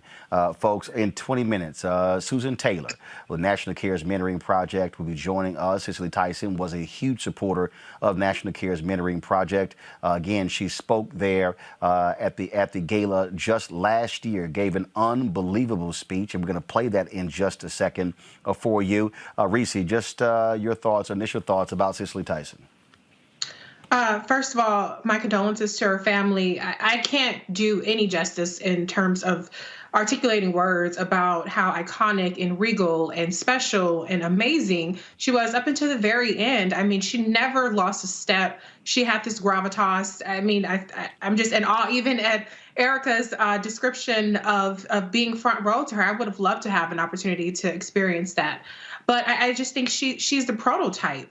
And, you know, I was just watching Hoodlum the other day, and I loved her. And as I mentioned, Ava DuVernay's Cherish the Day. And she played that role of the, you know, the elder, you know, Queen Mother. Thank you, Erica, for that role. But she just has that it factor. And she's something that we can all aspire to in terms of that confidence and that authenticity. But yet she was also known to be very kind and, you know, very supportive, and not one to just want to be the only one, right? The magical one, the one that's the chosen one. You know, she really did invest in community and in the community of actresses, as Dr. Carr pointed out. And so it's such a huge loss. But one thing I can say I am grateful for is that she just released her memoir. She was working up into the very end. She got to tell her story on her terms. And in the past couple of years in particular, she was given many flowers from many people, you know, whether it's in terms of formal accolades or in terms of people, you know, that she's worked with that have sung her praises. So I hope that, you know, she knew how much she was beloved and how much of an impact that she left. I believe she does. Or she did, but I mean, it's just such a monumental loss. But if you know, even amongst the tragedy of it, it's really comforting to know that she went out with her story being told in her own words, and with that regal head held high. And you know, she's like I said, she's the prototype, she's the blueprint, and it's just such a huge loss. Again, folks, if you want to understand why it's important to have Black-owned media in times like this, it's because we know what is important. But not only that, when Cicely Tyson was honored at National Care's Mentoring Gala, that was actually 2 years ago. Well, we were one of the folks who actually live streamed that entire event. So the reason you're even able to see this is because we had this platform 2 years ago. This is the National Care's Mentoring Gala, where they honored Cicely Tyson. And wait until y'all hear her speech. She was as feisty as ever. And then 2 years ago, she was 94. Watch this. Paying tribute to a woman who takes my breath away. As a person whose career is in the public eye, I'm always aware that the spaces I have occupied were not guaranteed. They were fought for, demanded, and finally made inevitable, because there were those who did the hard work of pushing, opening doors, and with extraordinary grace, she's done that, and they've done that, following her legacy. Not just prying and pushing, But for the grace of God, I am here because this woman, held the door open. And there is no one who pushed harder or had more elegance, no one who has opened the door wider than the legendary Cicely Tyson. I know that everyone here and watching virtually has been touched by the majestic Miss Tyson, known also that the young geniuses who are here and lining up to just get a glimpse of her, the beautiful ballerinas who are behind me that you will see in a second, the young men who spoke, the young harpists who will accompany Maxwell, all of them have been trained and nurtured at the Cicely Tyson School, the community school of performing and fine arts in East Orange, New Jersey, where Lady Tyson is the guiding light. The school is an oasis for the 700 primarily Black and Latino middle and high school students who attend the school that was named one of the most technologically advanced schools ever built in the state of New Jersey. The school upholds Cicely Tyson standards. It exceeds professional performing arts standards and houses an 800-seat theater built to the Broadway theater standards of lighting, sound, and acoustics. The classrooms at the Tyson School all feature smart boards, advanced integrated audio-visual systems, and multiple computer workstations. While we love Cicely Tyson for all she has given us and continues to give us, she and Viola Davis are magic together on How to Get Away with Murder. We honor Miss Tyson tonight because she has, for the whole of her life, embodied the wisdom of our ancients who understood that children, they are sacred. They are our gifts from God to be respected, revered, and elevated. This is what tonight is all about, a way of being and showing up in the world that Cicely Tyson exemplifies. Ladies and gentlemen, it's been a long night, but it has been worth the wait. Please stand without further ado, Miss Cicely Tyson.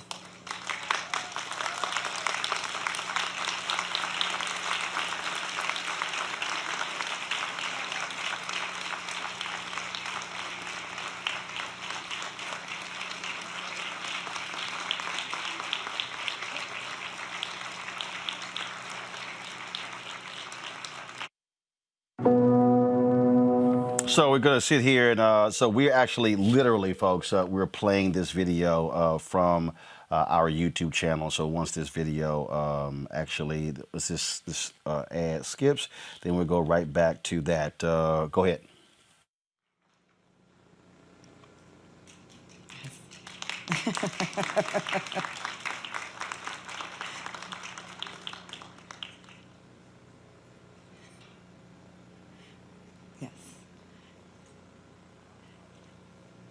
As Miss Tyson makes her way to the stage, I will tell you this brief story. Before I left my job, she came on to promote How to Get Away with Murder. I said, "Oh my gosh, you smell so amazing." She reached in her purse and gave me this little tube of lotion.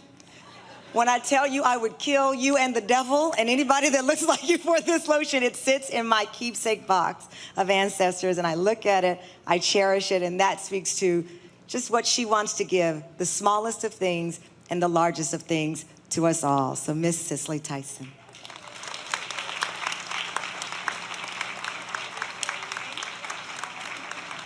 Lord have mercy.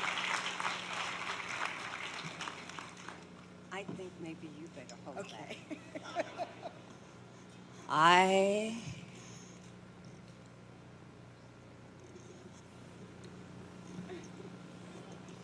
can't say anything with any of you, simply because I will just break down and cry like a baby.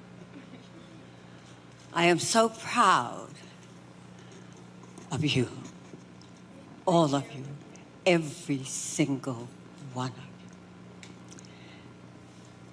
I have to say, thank you, Susan. Where is she? I know I gave her a hard time. I don't see you. There you are. I want to say thank you to every single one of you who are standing and ask you to please sit.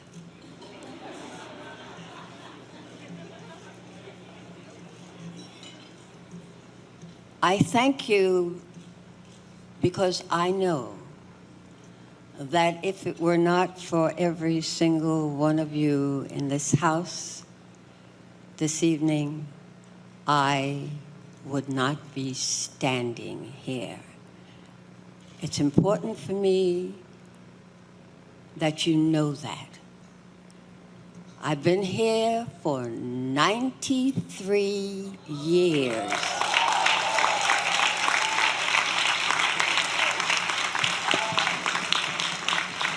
I am very proud to say. And during the course of those years, I have been like my old friend Jane, which I will have her say a few words to you when I'm finished. I have to tell you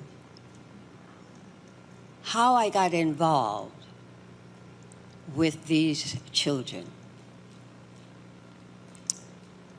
I received a call from my agent one evening, and he said, I got an extremely, I consider, very important call today from a woman who said she was the principal of a school in East Orange, New Jersey.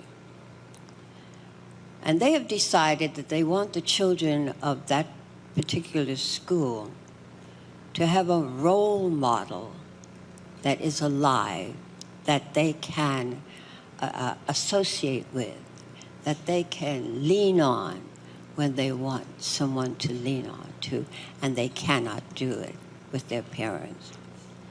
And we have voted to have Cicely Tyson, that model. Well, needless to say, I'm a person who says no the minute I'm asked to do anything, because no gives me time to go home and think about it before I say yes. Well, this principal, whose name was Mrs. Trimmings at the time, refused to take no for an answer. She pursued me for 1 solid year. And one day I received a call from a cousin who taught at Montclair College. And she said, you know, you really ought to let them do that. And I said, why? She said, my parents are from the island of Nevis in Yes, you can do that. Yes. My mother would be very pleased. She said when my father came to America, came to live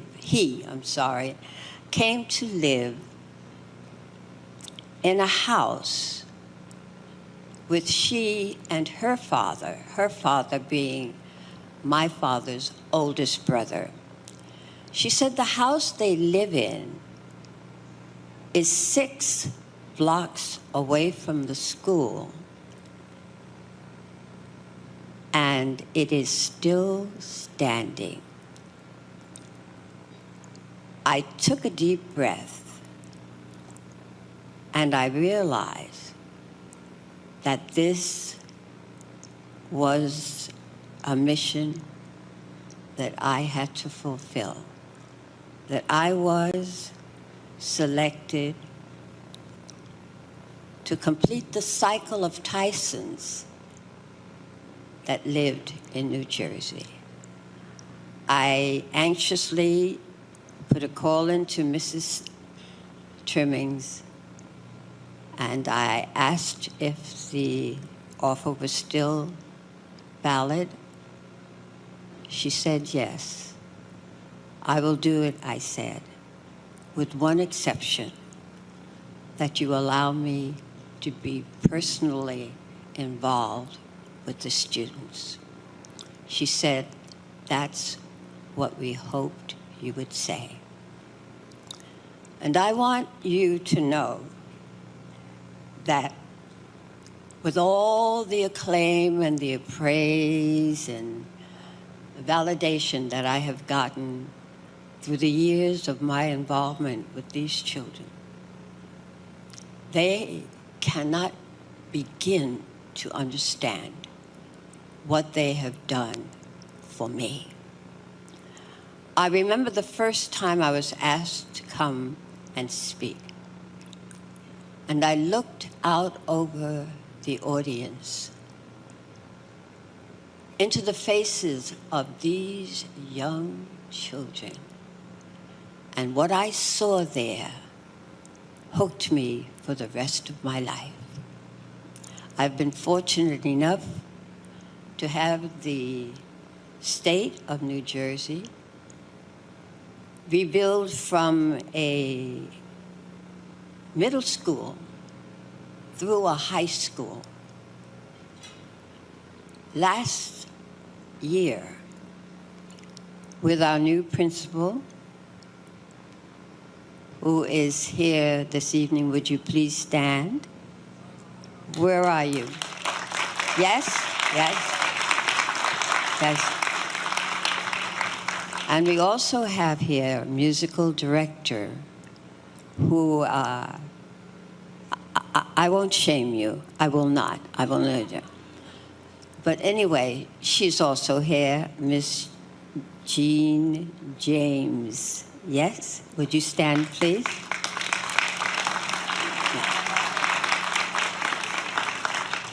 Together, 2017, we had 104 graduating students, and they garnered over $6 million in scholarships.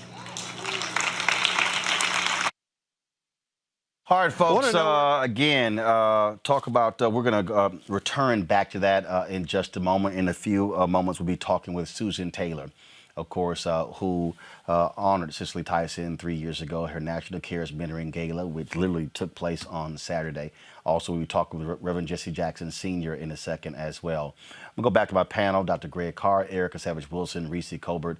The thing that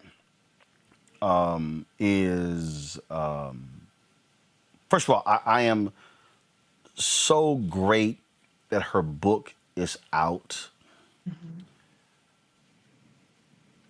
Because, Greg, with all your books behind you, when I interviewed Harry Belafonte a few years ago, Harry Belafonte lamented the fact that Marlon Brando never wrote a book. The reason Mr. B did his memoir, mm-hmm. the reason they did the documentary, where they shot some 800 hours of video, he said because the world needed to hear those memories of Marlon Brando and the insight that Marlon Brando would have brought to historical events. And he said, unfortunately, they are buried with him. Mm-hmm. And the fact that her book was released just 2 days ago at the mm-hmm. age of 96, we should be thankful for that. Mm-hmm. We should, because a person should be able to give the testament of their life. The ancient Egyptians would call it a sebayit. When a person reaches an advanced age, ancient Egyptian example of Taotep comes to mind. They say, may we be advised to make a staff of the future generation. In other words, can we speak the truths we've experienced to the next generation? And she was able to do that. But you know, Roland, as I was watching this, and everyone watching, there's no excuse for everyone not to put some resources behind Roland Martin Unfiltered, because all you're going to see in white commercial news media and most of the, as you say, Reese and Erica, the black servicing media are snippets. What we're going to hear from in a minute from Susan Taylor and Jesse Jackson Sr., it's not going to happen anywhere else. But as I was sitting there, I'm thinking about the things, And Just As I Am is on its way here. I'm going to be reading it in the next couple of days. I'm sure I'll probably be up all night reading it. I'm anxious to see how she narrates the things that we know her through and for, that I'm sure she was well aware of, and it's clear there that she was well aware of it. But Erica, something you said, sis, she looked like you. She like black women, but I mean, a dark-skinned black woman. Remember now, this is a woman who was married to Miles Davis. God bless her. I'm sure they're on the other side now working out that situation. It's a whole nother conversation. But understand that when the white record companies would not allow black jazz artists to put pictures of black people on their albums. Go back and look at Duke Ellington's album, Black, Brown, and Beige. I think Mahalia Jackson may be on that one. That was an outlier, but because most of a drum is a woman, it's a white woman sitting on a drum with her hands up. Miles Davis said, "My wife gonna be on the cover of the album," and that was Frances. That was his first wife. So Someday My Prince Will Come. Y'all see Frances. That's Miles Davis's wife. But he was in the process of divorcing her when he first started dating Cicely Tyson. Cicely Tyson shows up in that classic profile, like on that book. She's got that classic profile on a Miles Davis cover. Understand that Cicely Tyson's beauty, and it is stunning. Black women, look here. That woman's 90. Do you understand? There is some cats sitting in that audience scheming on Cicely Tyson right there. But Cicely Tyson, I'm looking forward. No, seriously, I'm looking forward to reading this book because every time I saw Cicely Tyson, she got an honorary degree from Howard a couple of years ago. But I remember seeing her at the New York African Burial Ground. Maya Angelou was still alive. With Delroy Lindo and others. It was the things people didn't see. She was there when they reburied the remains of those 413 Africans who are buried there in the New York African Burial Ground, Lower Manhattan. She stood up to give a talk, and there are thousands of people. We all crowded there, and her aura could reach out over thousands of people. And when I think about it, and Erica, when you said watching her in Roots, I felt the same way. A woman called Moses. Yes.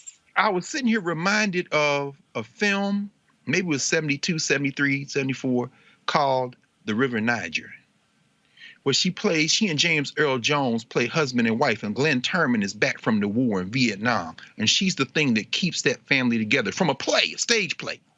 And she and James Earl Jones, actually, I think we have to look it up. They were in something in the last couple of years on stage. But Cicely Tyson's ability to project the beauty of black womanhood. She played Margaret Collins.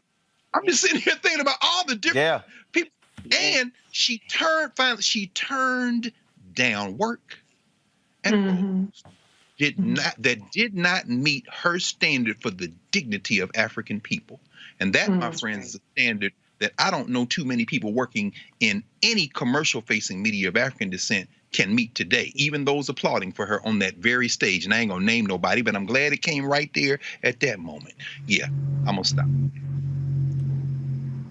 It is, we're going to go back to play. We're getting some guests online right now. We just want to hear more of Cicely Tyson. Harvard student. Where is he still here? Yes.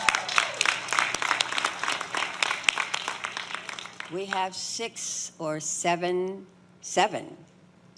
Morehouse students, male.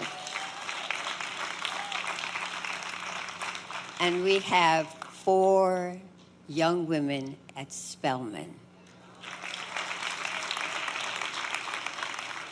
I cannot tell you how that makes me feel. That has become my mission in life. And so, Susan, I understand exactly what you're feeling from what you're doing. I understand it. People who came on occasions when I invited them to come to the school turned around and said to me, "Cicely, why don't we know about this school?" I am a person, once I choose or become involved with something, I do it. I do it. I choose to do it, and so I do it. I decided that I was just going to ask all of my friends to come and speak to these children so that they could see what I saw when I stood on the stage for the first time and saw them. The first person I approached was Wynton Marsalis. And I approached him with the expectation that he would tell me he had a very fine student that would come and speak to our musical students. And when I explained to him what I was interested in, I said, perhaps you would allow one of your finer students to come and just mingle with ours and say, I'm not going to do that, he said. I said, I'm so sorry. I apologize. I didn't mean in any way. I'll do it myself, he said. And he was our first celebrity public speaker. And they have come religiously every single year. Rosa Parks, when she was on her way to the White House to get her Medal of Honor, stopped by the school and spent, I don't know, an entire day with the students. And so I wanted them to see that there was a world outside of East Orange, New Jersey, which was considered a degraded area, and that children were struggling with trying to salvage their lives from poverty, from drugs, from homelessness. To have that in a country, and this has been said over and over again, that is the richest country in the world, is unacceptable. It is important to me that adults who consider themselves mothers and fathers are not necessarily parents. I was pleased to hear that there is a university for parents. If you do not know what to teach a child, you cannot teach it anything. And that child will find a way to teach themselves. And 9 times out of 10, they end up dead or in jail. We have got to find a way to educate adults who have children on how to be a parent. That is something that should be first and foremost on our agenda. It goes, I mean, anybody can have a baby. Anybody can have a baby. Not anybody can bring a child into the world and know how to parent it so that it becomes a contributed adult. Thank you. That's one. I'm on a battlefield for that. The other one is, young ladies, stop allowing anybody to call you a guy. You are not a guy. You are a young lady hoping to be a contributed adult. Guy strips you of your femininity. Guys were born boys, not girls. And when you allow, we don't realize how important it is for others to demean us. And they do it in a manner that makes us think it's flattering. it is not flattering when a woman or young lady is called a guy. That's a man, okay? You are a young lady, and if you cannot be referred to as such, do not respond to it as such, okay? I didn't mean to preach, but hey, when I get on the warpath, it's just that it's insulting and it's degrading, and they are constantly trying to strip us of our womanhood, except for one purpose, okay? We are always attractive for that one purpose. Well, you are the one that has to let them know that you are not, okay? All right? You know, I had a mother, and I really stand here today because of the kind of mother she was. I thought of her as being mean, evil, cruel. She was a real West Indian mother. She didn't take no tea for the fever, and I was the bane of her whole existence. If she told me to sit down, I stood up. If she said walk, I ran. All right. However, it wasn't until she left me that I felt as though my right arm was gone. I understood for the first time what amputees meant when they said that it felt as though the arm was still there. And that's the way I felt about her. Joining us right now is Susan Taylor, founder of National Care's Mentoring Project. Susan, we were just playing that tribute to Cicely Tyson, where she said, I didn't mean to preach, but she certainly had a word to say to the young ladies there. Can you hear me? I can hear you, Susan. I can hear you. Oh, yes. It's a challenging moment. Did we lose Susan? Okay, all right. So, guys, if we can get her back, please, that'll be great. Please let me know once we have her back. And just the other day, Susan Taylor turned 75. And again, you talk about someone who tremendous impact on anybody in Hollywood. We have Susan Taylor back. Okay, Susan, go right ahead.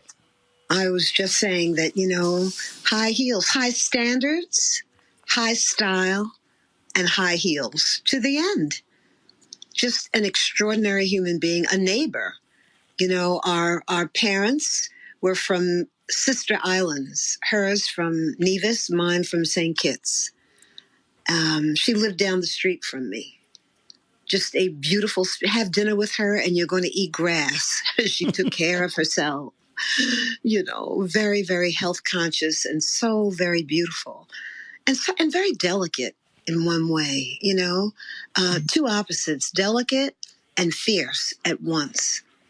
But more than anything, Roland, high standards, just the standard of excellence and holding it strong for Black people and not doing anything ever, taking no role, no matter how much they would offer her, playing no part that would be demeaning of us as a people or Black women, ever, ever. And that's really what she stood for and spoke about all the time.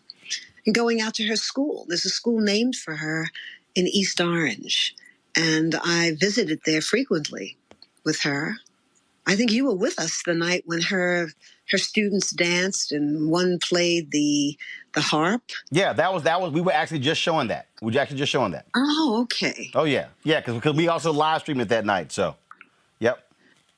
So this is, but the truth is, my heart, there's a part of me that says, I'm waving goodbye. She's gone, and I'm glad that I didn't ever see her in a wheelchair or having had a stroke or incapacitated in any way. The last time we were together, she was wearing heels, and I'm the one who had on flats or sneakers. Just an incredible woman. Yeah. The thing that's also that I always loved, Susan, is that the reverence that folks had for her, but especially Black Hollywood. When you talk about actresses, when they were near her, when they were just the ability to be able to talk to her was so important because they paid the level of respect they had for her. When I think about Denzel and Chadwick Boseman and others, when they talk about Sidney Poitier, the same way so many talk about Cicely Tyson. And deservedly so. Deservedly so. It had to do with the dignity that she brought to every role. And that love scene, I know everybody's talking about that love scene in Sounder. I don't know that ever before that we had ever seen such joy between a Black man and a Black woman when she's calling him Nathan, is that you? And she's running. It gives me chills to even think about it. She's running down that road and leaps, not falls, but leaps into his arms. And, I want to say until the end, there was a girlishness about Cicely Tyson, a real girlishness. Oh, yeah. Oh, she was so funny because I can't tell you how many times when our paths crossed, she would always gently touch my face. She would hold my hand. She would always say something precious. Cicely Tyson was always flirting. I used to always have fun. It was always great just to see her. And just a sweetness and tiny woman. I bump into her. She began traveling with this little cart. So she'd put all of her groceries in there, and she lived down the street. Her daughter lives down the street, though she lived on the other side of the park. But she started staying with her daughter more frequently. And every time I saw her, I wanted to pick her up. I would say, I want to pick you up and just hold you. I can't even talk about her in the past tense. Can't do that. It's always, just the other day we lost on Friday, and he was buried yesterday. We lost Henry Aaron, passed away at the age of 86. Larry King passed away the next day, and we lament. Obviously, when someone passes away, we certainly miss them, and we talk about what they meant.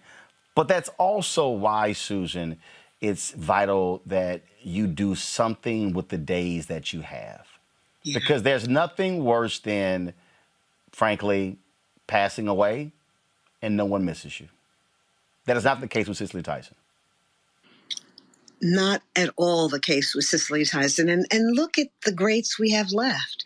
Let's honor Harry Belafonte, who just spoke with night before last. And Sidney Poitier. It's funny, you talk about it. I called Mr. B while we were actually playing the video. And yeah, absolutely. And remember, I called him last week just to say, hey, I left him a voicemail just to check on him.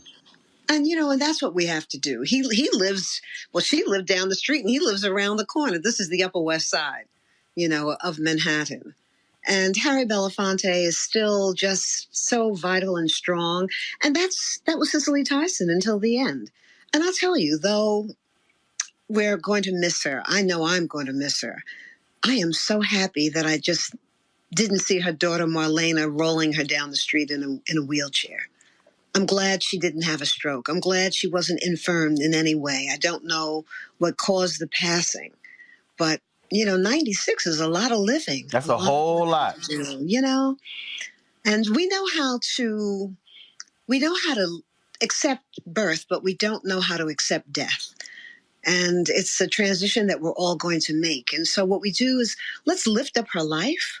Let's hold high her standards and try to use those and remember them, because that's what we need in our community.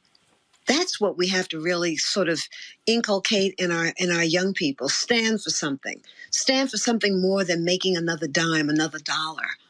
Have standards that really uphold not just you, but also your family and your race. She was a race woman just to the core. Susan Taylor, it's always a pleasure. And also, happy 75th birthday. Thank you so much. Appreciate Good it. Thank night. you so very much. Thank you. Bye-bye.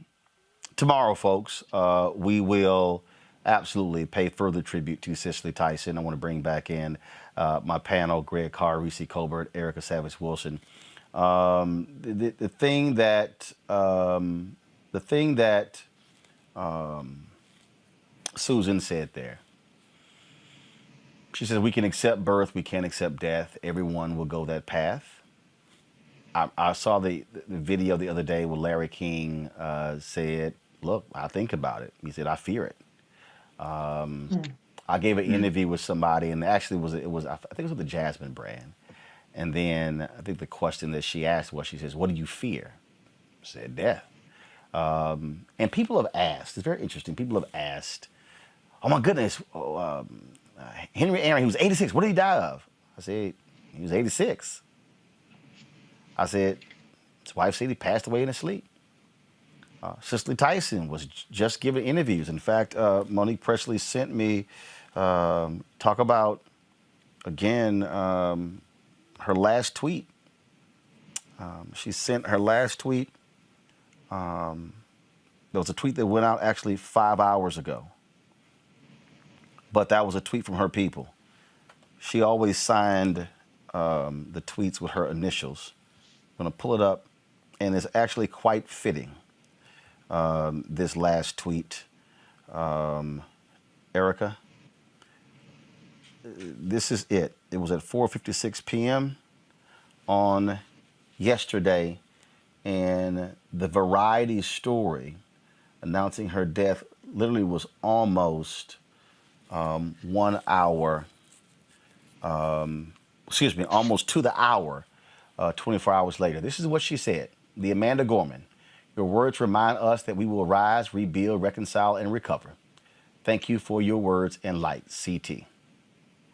Cicely Tyson giving props, 96 years old, uplifting and celebrating the 22-year-old Amanda Gorman who gave the poem at the inauguration. Isn't that just like our, as Reese said, iconic Cicely Tyson, and what you showed and what you broadcast for viewers?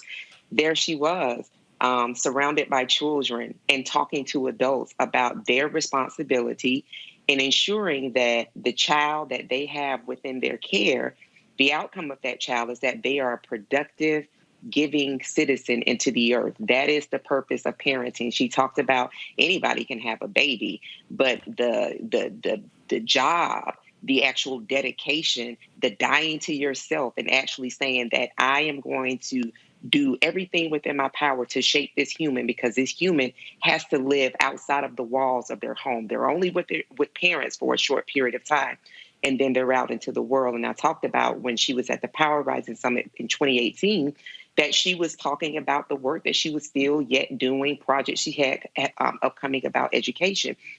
And so it's no surprise that we would have Cicely Tyson, again, pouring into another generation. And we're not talking about the next generation. We're talking about this wise world of a woman who was almost 100 years old, being very focused in what she said to a 22-year-old young person.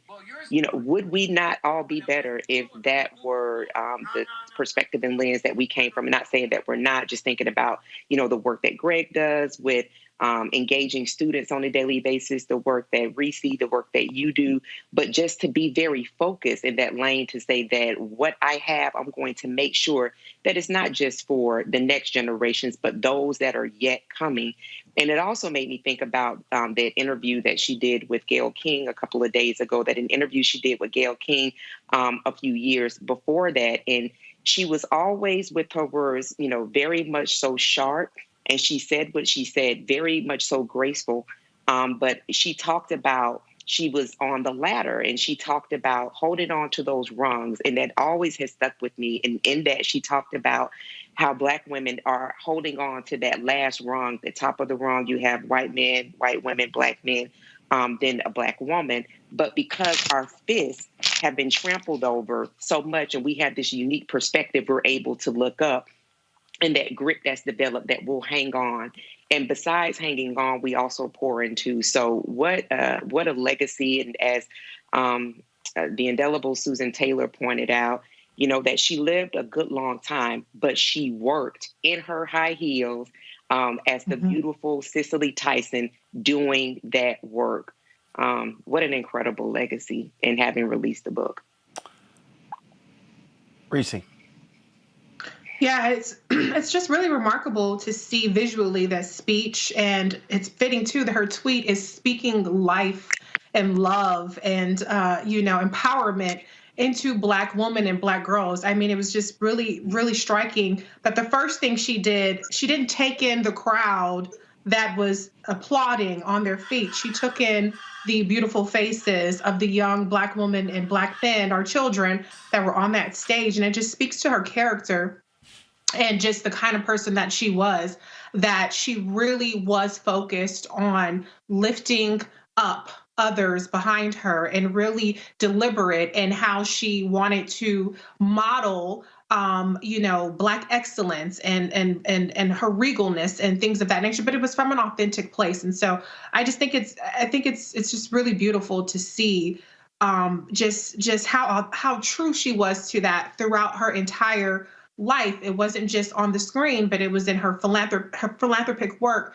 and just her interactions with people. So I just think there's such a huge takeaway from her is to speak light and love to people and to notice people. And I'm sure that it really meant a lot to those kids to be seen by an icon like Cicely Tyson. And so see people, speak light into them, speak love into them when you're in their presence, but hold people accountable, because that was also what she was doing with her words. And so you don't have to be one or the other, but it's so important to not just, like I said earlier, want to be that chosen one. And it's so important to really leave behind more than just, awards and pretty gowns and looks, but really leave behind a legacy that's worth holding on to. Dr. Greg Carr. I think two things immediately come to mind. One is how fortunate we are and how grateful I'm sure we all are that we have this space to be able to experience this in real time. As old folks used to say, we all got to go that way. But to be able to do it in real time in this space. So thank you, brother. And thank you for bringing Susan Taylor's voice in, because that's the second thing. And as I look forward to seeing who you're going to bring in tomorrow to have conversation. When Susan Taylor said, lift up her life and meet her standard, I think that just about says it all. I hope in the next few days, folks, young people in particular, will seek out Sounder. I forgot about that embrace, she and Paul Winfield. And it made me remember, she played Coretta Scott King. Paul Winfield played Martin Luther King in a 6-hour television series called King. Indeed. Got that DVD. It's an amazing job. My God. So yeah, let's lift up her life. Let's celebrate those who are still here. And let's meet her standard. It's a heck of a standard. It's a powerful reminder. Thank you, brother, for having this, for doing this. You producing it in real time. So thank you. We've already, folks, we have been in contact with a number of different people. We will indeed have a special tribute to Cicely Tyson tomorrow right here on Roland Martin Unfiltered. We'll be chatting with Reverend Jesse Jackson Sr., who knew her very well. I've already heard back from the likes of actress Kim Fields and so many others who I was literally communicating with and talking with while we were here. Folks, go ahead and get the video ready. We're going to end the show when she was honored by the Television Academy. With the she was honored by the Television Academy. She also was honored with the honorary Oscar. She was honored by the put into the Hall of Fame by the Television Academy in 2020. The Oscars 23 years ago. So we'll hold one of those. No, go back to the medal. She also is a member. She got the the Presidential Medal of Freedom. And so we'll actually end it with this. This is. Give me 1 second. Well, I was going to end the show, uh, do this, but Maxwell literally just hit me back and wants to come on to talk about Cicely Tyson. So we're gonna play because that's at the end of that when she was honored by the National Charismatic Gala. Maxwell serenaded her. In fact, my wife actually sent me a short clip of a video of the audience serenading Cicely Tyson. So let's play first when President Barack Obama honored her with the Presidential Medal of Freedom.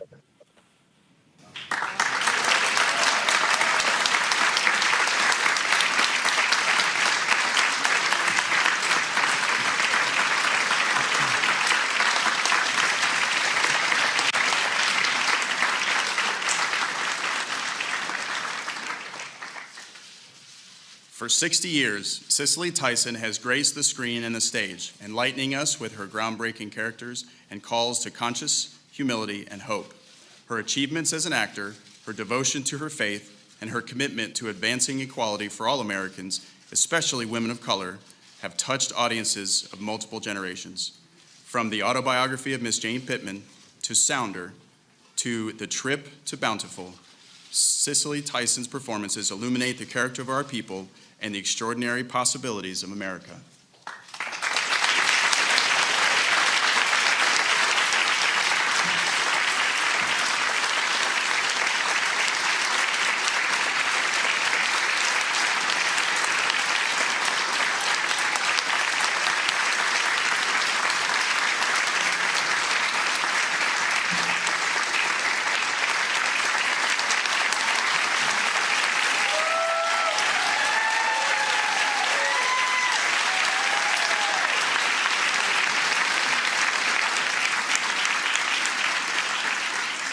This was a video here that my wife just sent me, literally when the audience was singing with Maxwell as they serenaded Cicely Tyson at the National Charismatic Gala.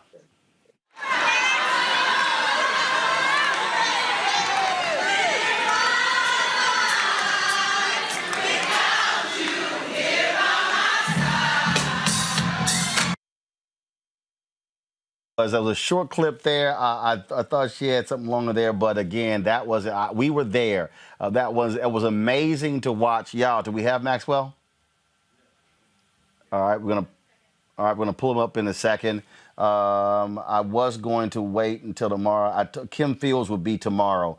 She did hit me back. She's driving right now, so I said, "Hey, let's do this right. Get you on video." And I was about to close the show out, but Maxwell said, "He said you my man." He said, "So I gotta do it." Is he there? Got it, Maxwell. Always good to see you, my brother. How are you? I think I'm paused right now. Can you see me though? We got you black. What you got us paused? There we go. There you go. Man, I can't actually see. Okay, no. You can't see me. You're being routed through our control room. So, or maybe you can. Okay, well, they'll figure it out. Bottom line is you just look into the phone talk. I played just a snippet, the video when you serenaded Cicely Tyson at the National Charismatic Gala. We were there, man. That was a special night. Yeah, I mean, I'm broken a little bit, but that's because I'm selfish. And obviously we all are on some level. We never want something that incredible, someone that impactful to the culture, to women, to, even men, everybody, humanity at large. I'm wearing these red glasses because I know that I probably gonna get emotional. And, when I think back at that time, it was so unscripted. It wasn't like we knew we were going to do that. But when I knew she was in the audience, I had to literally walk over to her, and she had a little pep in her step. She still has some moves. I've seen her so many times during, random occasions where I just literally bow, I get on my knees and I thank her for her just breathing, just for being. And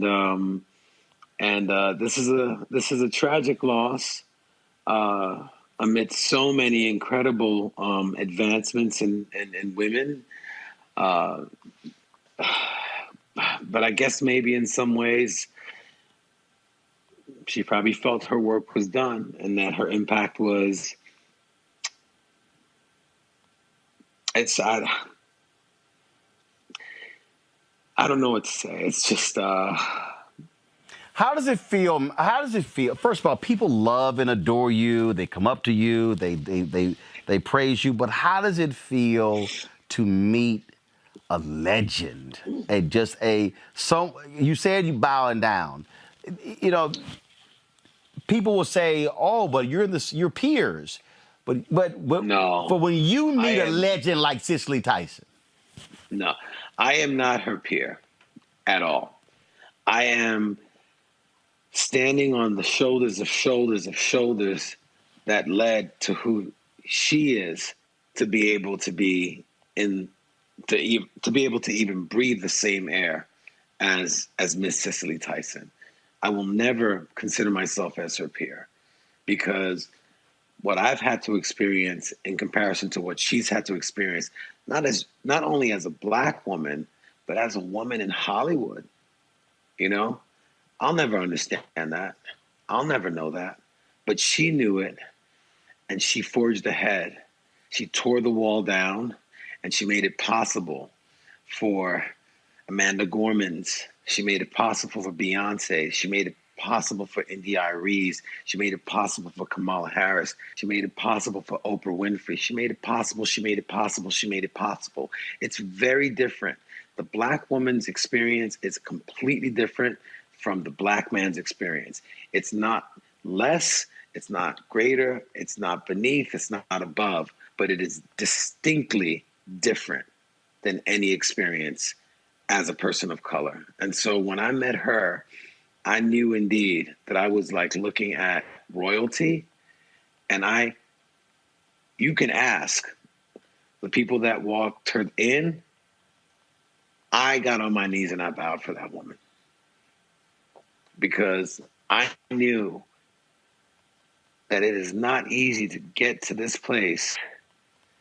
You have so many people telling you that you are not. And she was steadfast in her understanding that she was all deserving. And she wasn't doing it just for herself.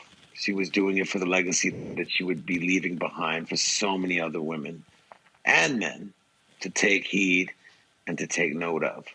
So as I sit here 30 minutes deep into this, I can only send my condolences to her family.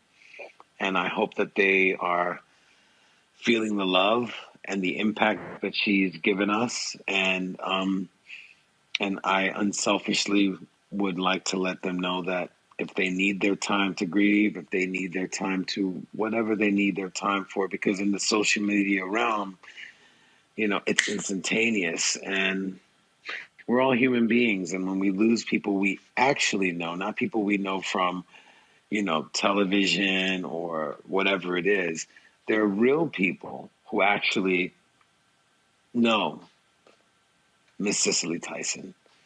And I think they probably need their time right now. So I send them my love and my condolences. Maxwell, my brother is always good. Thanks for taking my call and joining us. We just getting the news a little more than an hour ago, but we wanted to definitely have our focus and give tribute to an amazing sister, Cicely Tyson. Yes. Thank you, Mr. Roland Martin, my Haitian brother. I love you. My brother, I appreciate it. Love you as well. Focus Maxwell. In a second, we're going to be joined by actress Kim Fields. We were talking about Erica. We were talking about, again, you just heard it there, that reverence, that respect. And that's really what it's about. I always tell people that for me, anytime I am in the room with a Harry Belafonte, doesn't matter. When I heard that Mr. B and Sidney Poitier were going to be presenting an award at the NAACP Image Awards, I immediately called Ben Jealous, and I was like, "Yo, I need to meet Sidney." And I called Harry. I'd never met Sidney Poitier. And it was interesting because so when they came out to present the award, I got up and went backstage. I was like, I ain't got to, no, I don't, because when it's over, he might get back in the car, go home. So I go backstage, and the guy was like, you don't have the right credential. I was like, you better let my ass back here. So got back there. So I'm waiting in the wings. They come up the stage, and it's like, so glad Mr. Poy finally me. He's like, no, we've met before. And I'm looking at him like, no, we haven't. He's like, yes, we have. You and I have met through television.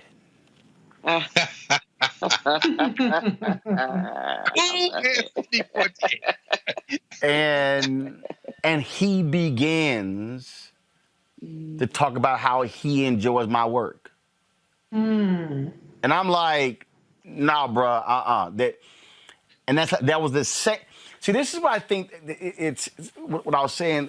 It blows you away because the same thing happened with Henry Aaron at the White House in 2013. Same thing with Cicely Tyson. Same thing with Maya Angelou. We forget that these people, they watch the news. And it's always an amazing thing, but for me it's reverence. It's reverence. I stood up one year at the National Association of Black Journalists and I said I'm an alpha, as y'all can see, 1906. I said we revere our 7 jewels. I said we still have members, we still have founders of NABJ who are still amongst us. I said, don't you ever allow yourself to be in the room with the NABJ founder and you not acknowledge them. I said, even if we have 100 sessions at the convention, you acknowledge a founder 100 times.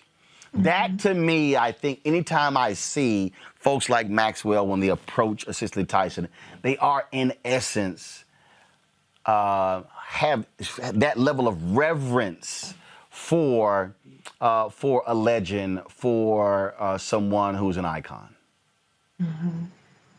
Yeah, and I think that is why this platform is so very important. You know, we've been talking about this, just having agency over who it is that is able to be invited to your platform, the voices that people hear, and then being able to effectively put a message into Maxwell and to get him on the show to talk about his experience being in the same room as Cicely Tyson. And I think what it also speaks to, and I'm just listening to what everyone is saying and the recounting, and now, Greg, you're going to have me going, digging, looking for my copy of Sounder. I love that book. I got the copy of the DVD at the crib. I got a whole collection of black movies, black DVDs. Sounder is in that collection. And the other day, about 2 weeks ago, I watched Bustin' Loose about 2 o'clock in the morning. Richard Pryor and Cicely Tyson. Yes. Oh, my gosh. What a catalog. Like, that's something to brag on. But it is indeed just to hear that, you know, Maxwell, when he talked about that he is, you know, standing on the shoulders of those individuals, you thinking about that, just to me, visually, just thinking about that honor and that steeped in honor, that there are, for many communities, very absent from that there is not a true honor and a true reverence for people that have gone before you. You know, definitely acknowledge all of those around you, but those that have gone before you. And then to put a finer point on it is when he said effectively that was not his colleague. And that, again, brought me back to honor that, you know, because we are in the same room, that we are not the same, right? And so that someone who actually experienced things at a different place during a different time, though history repeats itself, but understanding that, as you mentioned, a Sidney Poitier and a Harry Belafonte and a Cicely Tyson had much different experiences coming through this nation in the 20s, and now still, you know, in up into the current time. Yep. That there are a host of experiences. There are things that we have not experienced. There are things that we can learn from That is the seed of honor, understanding that you are not the smartest person in the room, and there is something to be learned. There is something to be understood. But Reese pointed out that she, definitely had that grace and regalness about her, but accountability.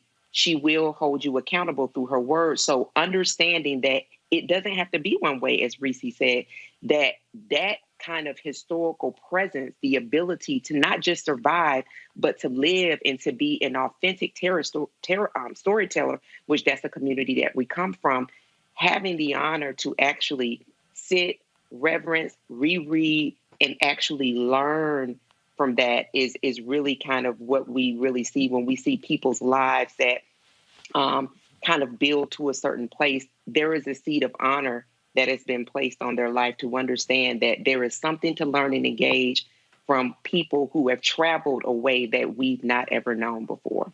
Folks, we've known her for a long time, watching her as a child actress.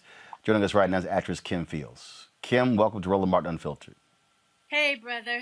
Thank you so much. I hate that I'm joining you for this, but I'm glad to be joining you to celebrate. Amen? Absolutely, absolutely. I was just talking about when you were in the same room with someone like Cicely Tyson, you are in the presence of royalty.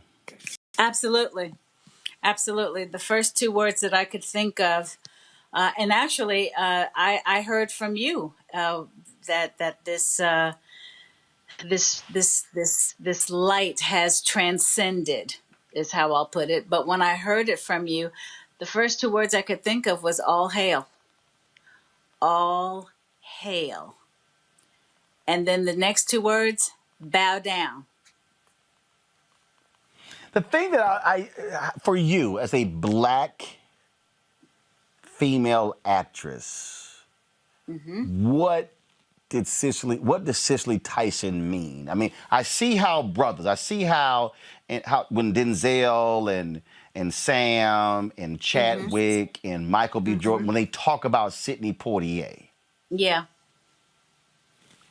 Talk about it, what she meant for sisters. Sure, absolutely. I mean, you're going to hear the words a lot.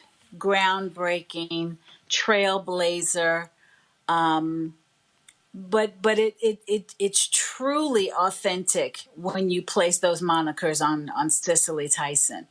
About 2 hours ago, I was doing an interview for People magazine regarding the passing of Cloris Leachman. And one of the things that I said, because we had worked together for a couple of years, was that she was very fearless. And I was a fan long before I'd gotten a chance to work with her.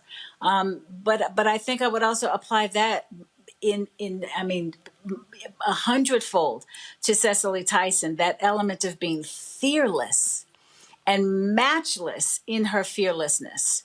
And you had to have a certain grit and grace to forge the path that she was blessed to forge, when it didn't always seem like a blessing to forge that path.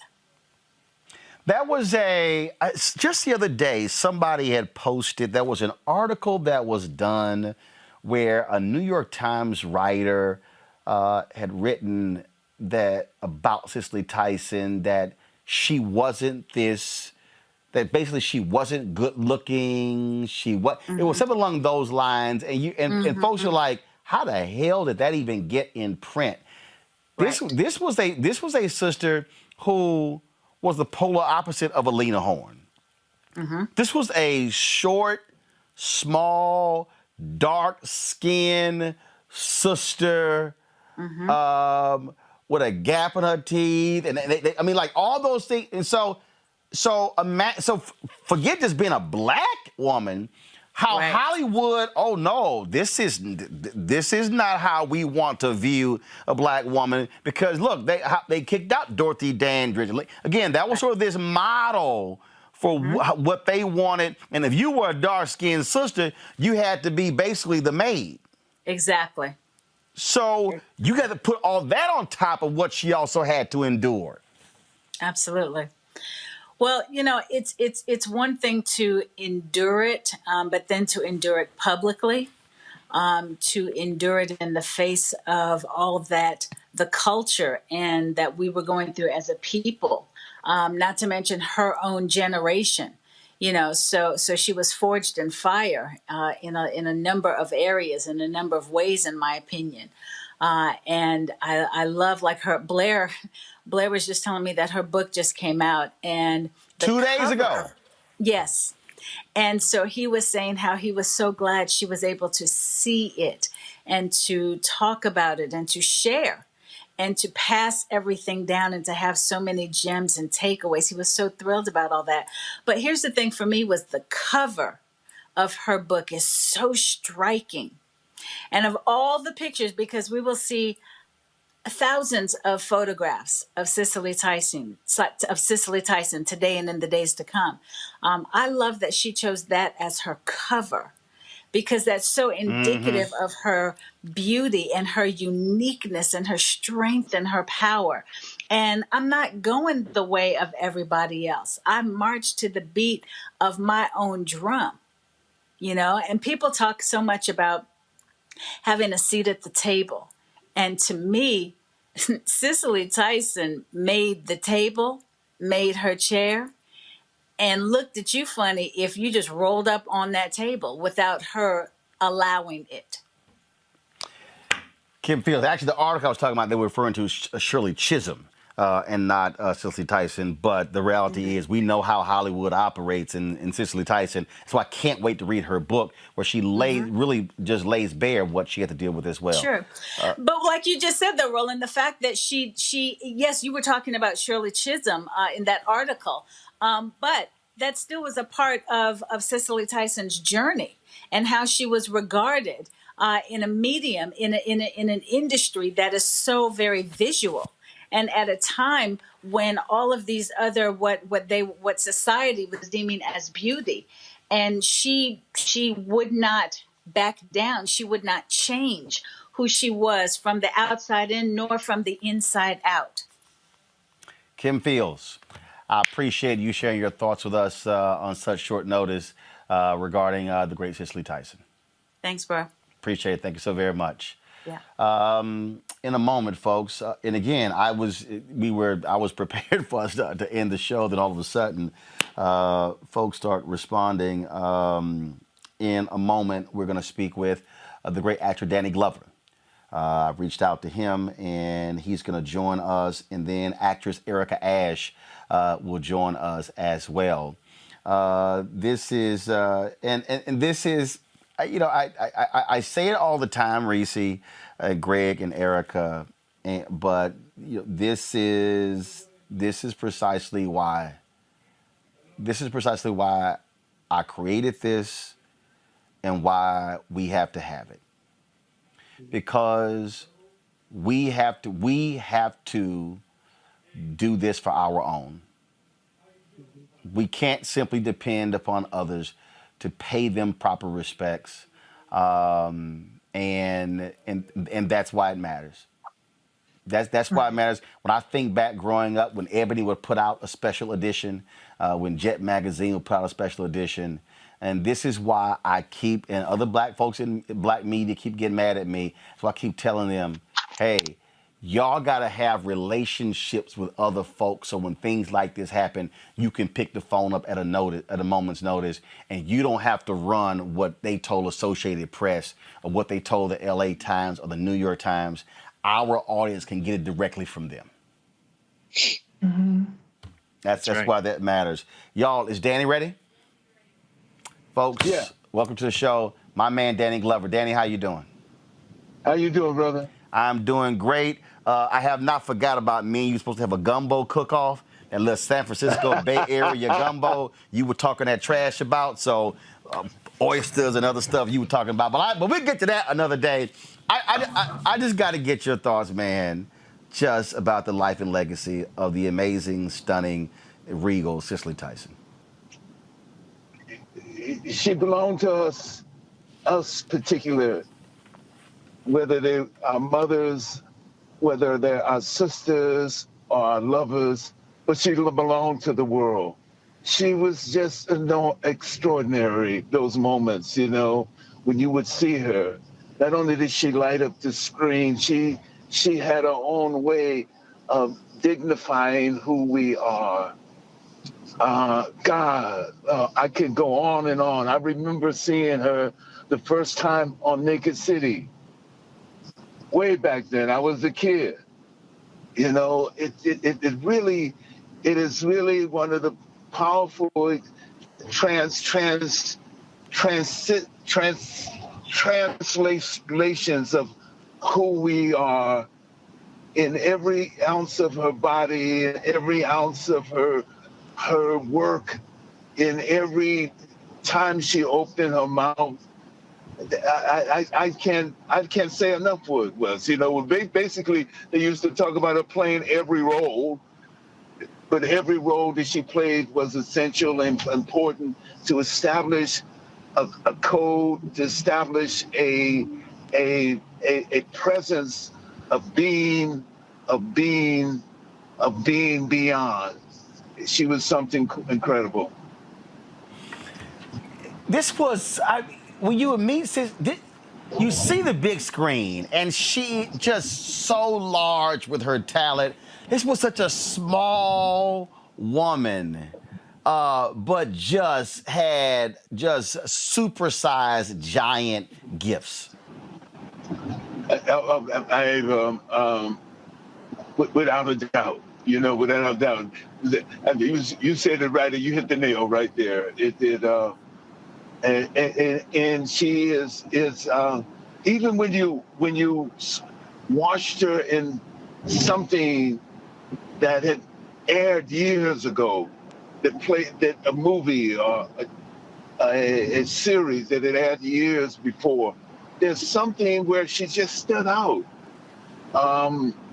And she stood out in everything she did, to the last moment she stepped in front of a camera, to the last moment she stepped on the stage. It's just unforgettable. She was just unforgettable. You know, the way she embraced who she was, and her connection to us at that particular moment where there was this small window where she was a very that would grow into a larger window, but she was a very essential part of that, and yet she was never passé. She was never something that you would remember in a particular point in time. She was the past, the present, and I would say the future. She's the past, the present, and the future. All in one. Not afraid to to share the stage. Reese Colbert, question for Danny Glover about Cicely Tyson. I don't even feel worthy of asking any questions, to be honest. I just thank you for sharing stories with her, or that you have with her, with us. Anything that you want to share is, welcome from me. First time you met her, Danny. You remember? Well, I'm sure. I think we must carry our memory of her with us as artists, with us as citizens. We should carry, because she was a citizen as well. I mean, she was there with us as well. She wasn't just an artist who sustained herself and made her living. She lived inside of us, lived with us in every juncture of this part of this, from the civil rights movement. There's something that I don't think any of us could breathe the way we breathe, could move the way we move, and challenge ourselves the way we've challenged ourselves without having someone as definitive as Cicely Tyson. Greg Carr. Oh, thank you, Roland. I mean, Brother Glover, it's an honor, man, to be in conversation with you.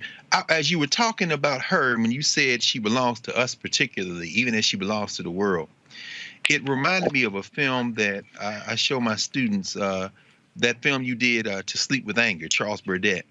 And I wonder, you know, as a man who, more than anybody I can think of, has straddled the worlds, commercial media, Hollywood, also independent black filmmaking, could you maybe speak to how important it is for folk who, particularly for our young people, like you or Cicely Tyson, have made it in that commercial world? I mean, you went all the way back to a TV show, Naked City, man. But at the same time, have the integrity to say, there are certain roles I will not play, and I will continue to support making independent black film. And anything you see me in, you can guarantee I'm going to be in my full humanity. I will not let anyone see me other than as my true black self.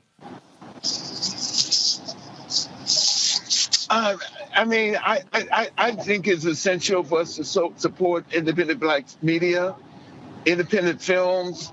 I've had the great pleasure, honor, and privilege of being able to be a part of some of the most extraordinary projects that were independent. You know, there's something. And the beauty of those films, To Take For Sleep with Anger, they sit with you. You know, the moments sit with you, you as the artist, and you know you've uncovered something transcending. And that was the beauty of that. You know, the transcendency doesn't come with how much the money, the box office, how much the film gets at the box office. It's because when you touch people, and you're touched by the work that you do, as well. You know, because you there's an underlying importance, a value to that work. You know, and that it lives on.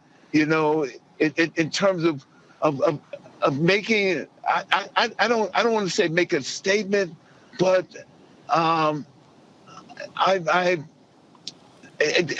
don't know. I think it's much larger. I always think that what we do is much larger than us, and in our ways, even though we do it. As we speak and honor Cicely Tyson at this particular moment, that whatever she did was much larger than her, the individual, and no more the example of that work is that some of the work that independent filmmakers, black independent filmmakers make is much larger than them, in the sense you can't categorize it within a system in which exploits who we are, who we can be, what we can be. You can't characterize it in that. But there's something about independent films in us tells you the underside of the story, and provides us another level of truth, you know, another level of vulnerability, different other levels of consciousness as well. Yes. Real quick, Erica Savage Wilson, real quick question for Danny Glover before I let him go. Yes, Mr. Glover, thank you for all of your the work that you provided to us, and then the humanitarian work. Very quickly, because we're in the vein of talking about work and the value of that work and how it touches people, could you share with us a little bit around Ms. Cicely Tyson's work ethic, and what about her work ethic have you observed that will definitely be beneficial for the generations now and those that are to come? Well, I mean, I've never been able, I've never had the privilege or honor of working with her, but there's something else about her. It is not, because the screen captures you in a certain level, your truth in a certain level of intimacy, and that intimacy that she exhibited, whether it was on stage, whether it was in film, whether it was on wherever it was such a guiding light for all of us. You know, I don't want to.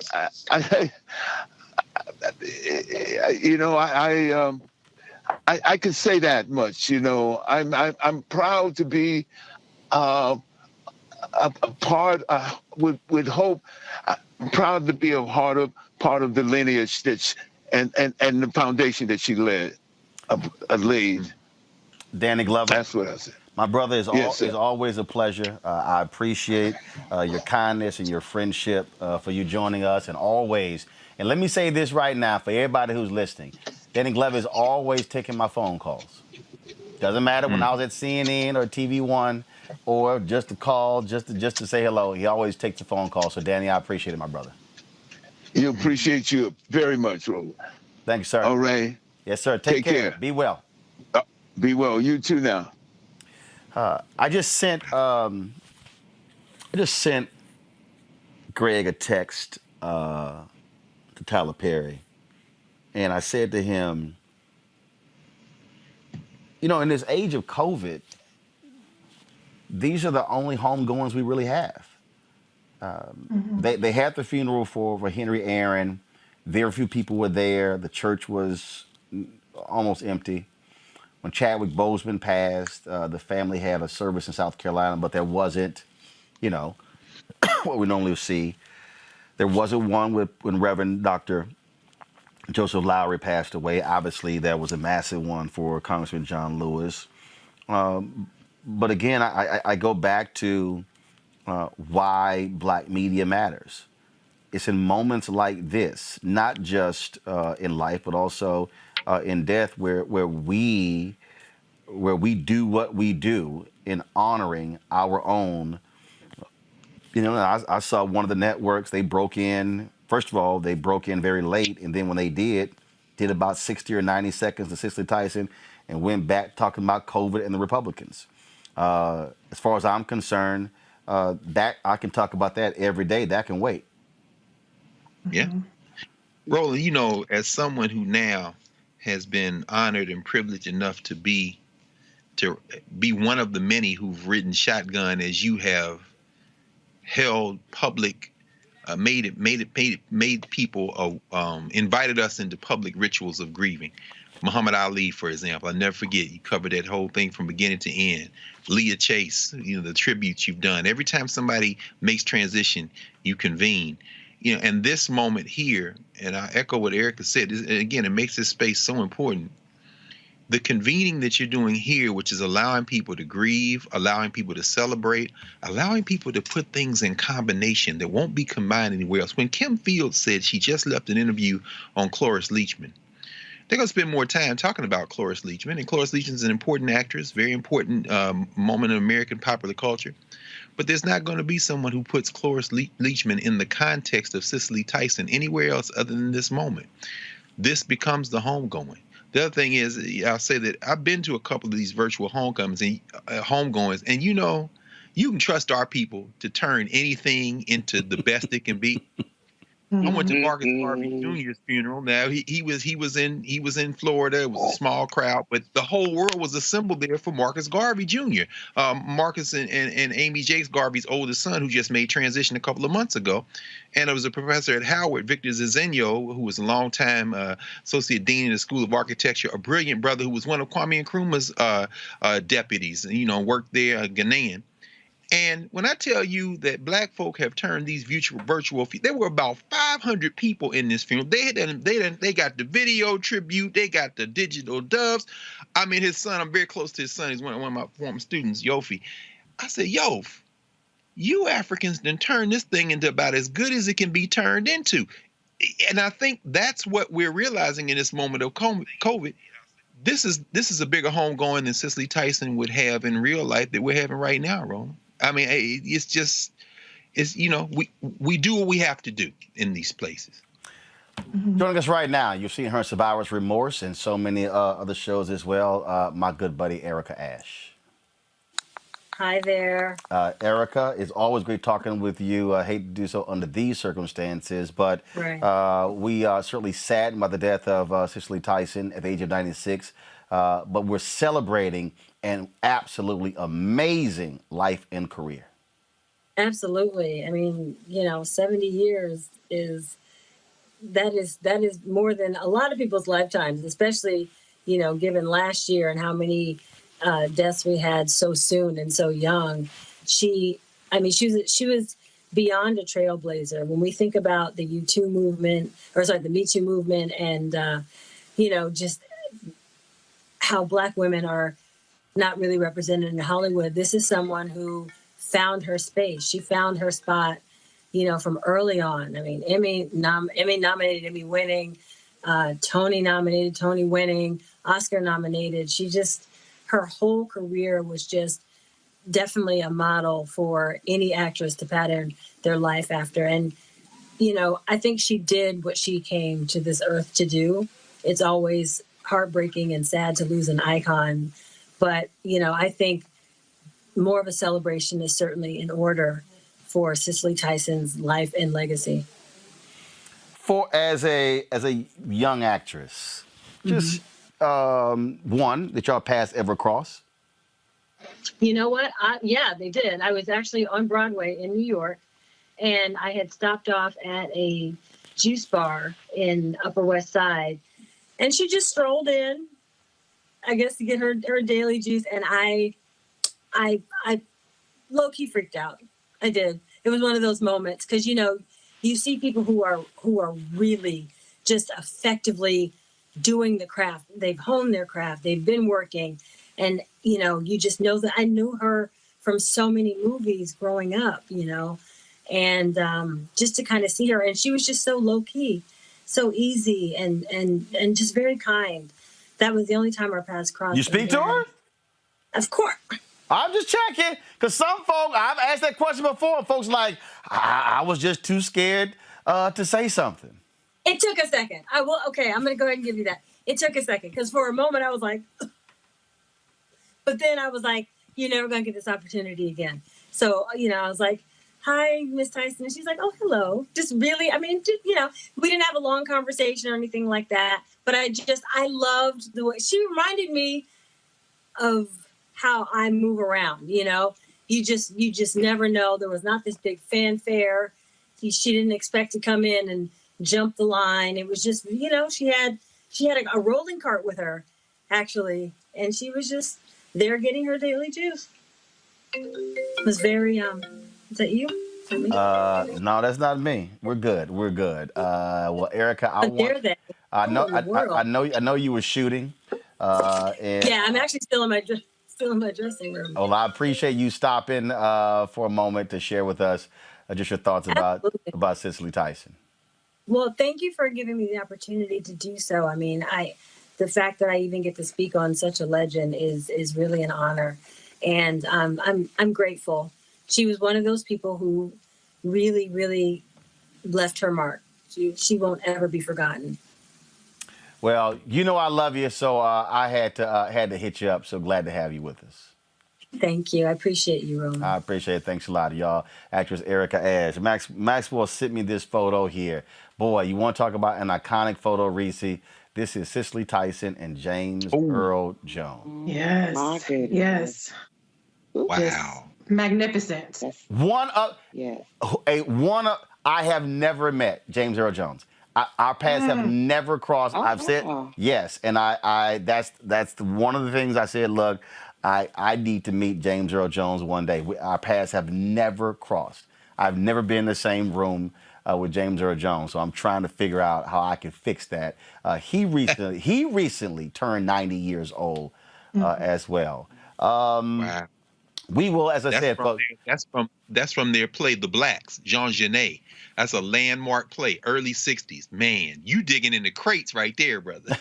Well, I'll give Maxwell credit. He sent that to me. He said, this is beautiful.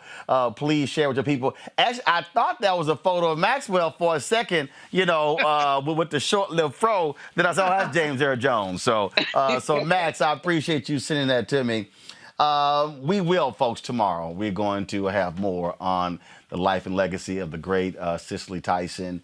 Roland, can I say? Yeah, can I say one thing? Go ahead. I just want to echo what everyone has said, because I appreciate when we see tributes, right, to Black icons, if we see them, they're curated to give you the people that people think are going to draw in the ratings. They're not curated necessarily based on these authentic moments and these happenstance moments and the people that have been impacted by a legacy of somebody so iconic as Cicely Tyson. And so I just appreciate that you gave us this moment that's not about ratings, that's not about getting, certain names. It's really just about honoring and paying tribute to such a worthy woman like Cicely Tyson. So thank you for that. Well, I certainly appreciate that. We're going to have a lot more folks who will be sharing tributes tomorrow. Of course, we got the word about 2 hours ago of her passing. And we, of course, scrapped the rest of the show. Then we've gotten lots of folks who we have reached out to. So many people are stunned. If you go to the pages of a lot of prominent Black celebrities, they haven't commented yet. So I think people have to understand this is a moment of grief for a lot of people. And I was sitting here reflecting, and I swear, wasn't she at Aretha Franklin's funeral? Yes, she was. Because I remember the reason. You remember. The reason it hit me because I remember when she came in and when we went over to greet her. Again, we were always, y'all kill the music, please. We were always careful around Cicely Tyson because she was so small. And there were people would just bum rush her, and her people would literally, because you were afraid that folks would knock her over. And so because I was just sitting there, I was like, hold up, I remember the scenario. I remember the scene because I remember it was Whoopi Goldberg. Because I was trying to remember who was to my right. To my right was Whoopi Goldberg, Jennifer Lewis, Gladys Knight, Tyler Perry. Yeah, and I remember when she came in and folks rushed her. They were kind of like, okay, everybody, back up. It was the same way at the National Cares Gala deal because she was so small. And in her 90s, but again, she wanted to be sure to certainly be there to pay respects to the Queen of Soul. As I said, I'm getting a lot of text messages back. People who want to come on right now, who want to be with us. I'm telling them, y'all, I gotta let staff go home. But when you have breaking news, I mean, this is certainly what happens when you have breaking news. I mean, this is what you do when you're in this business, and we will do that. I don't care what everybody else does, but I can tell everybody watching right now, it's gonna be a whole bunch of blackness tomorrow. It's gonna be a whole lot of blackness tomorrow, celebrating the icon, the legend, Queen Cicely Tyson, who is now moved from one of our elders to one of our ancestors. I'll see you guys tomorrow, right here on Roland Martin Unfiltered. And no, you would not play the music. You will simply fade to black.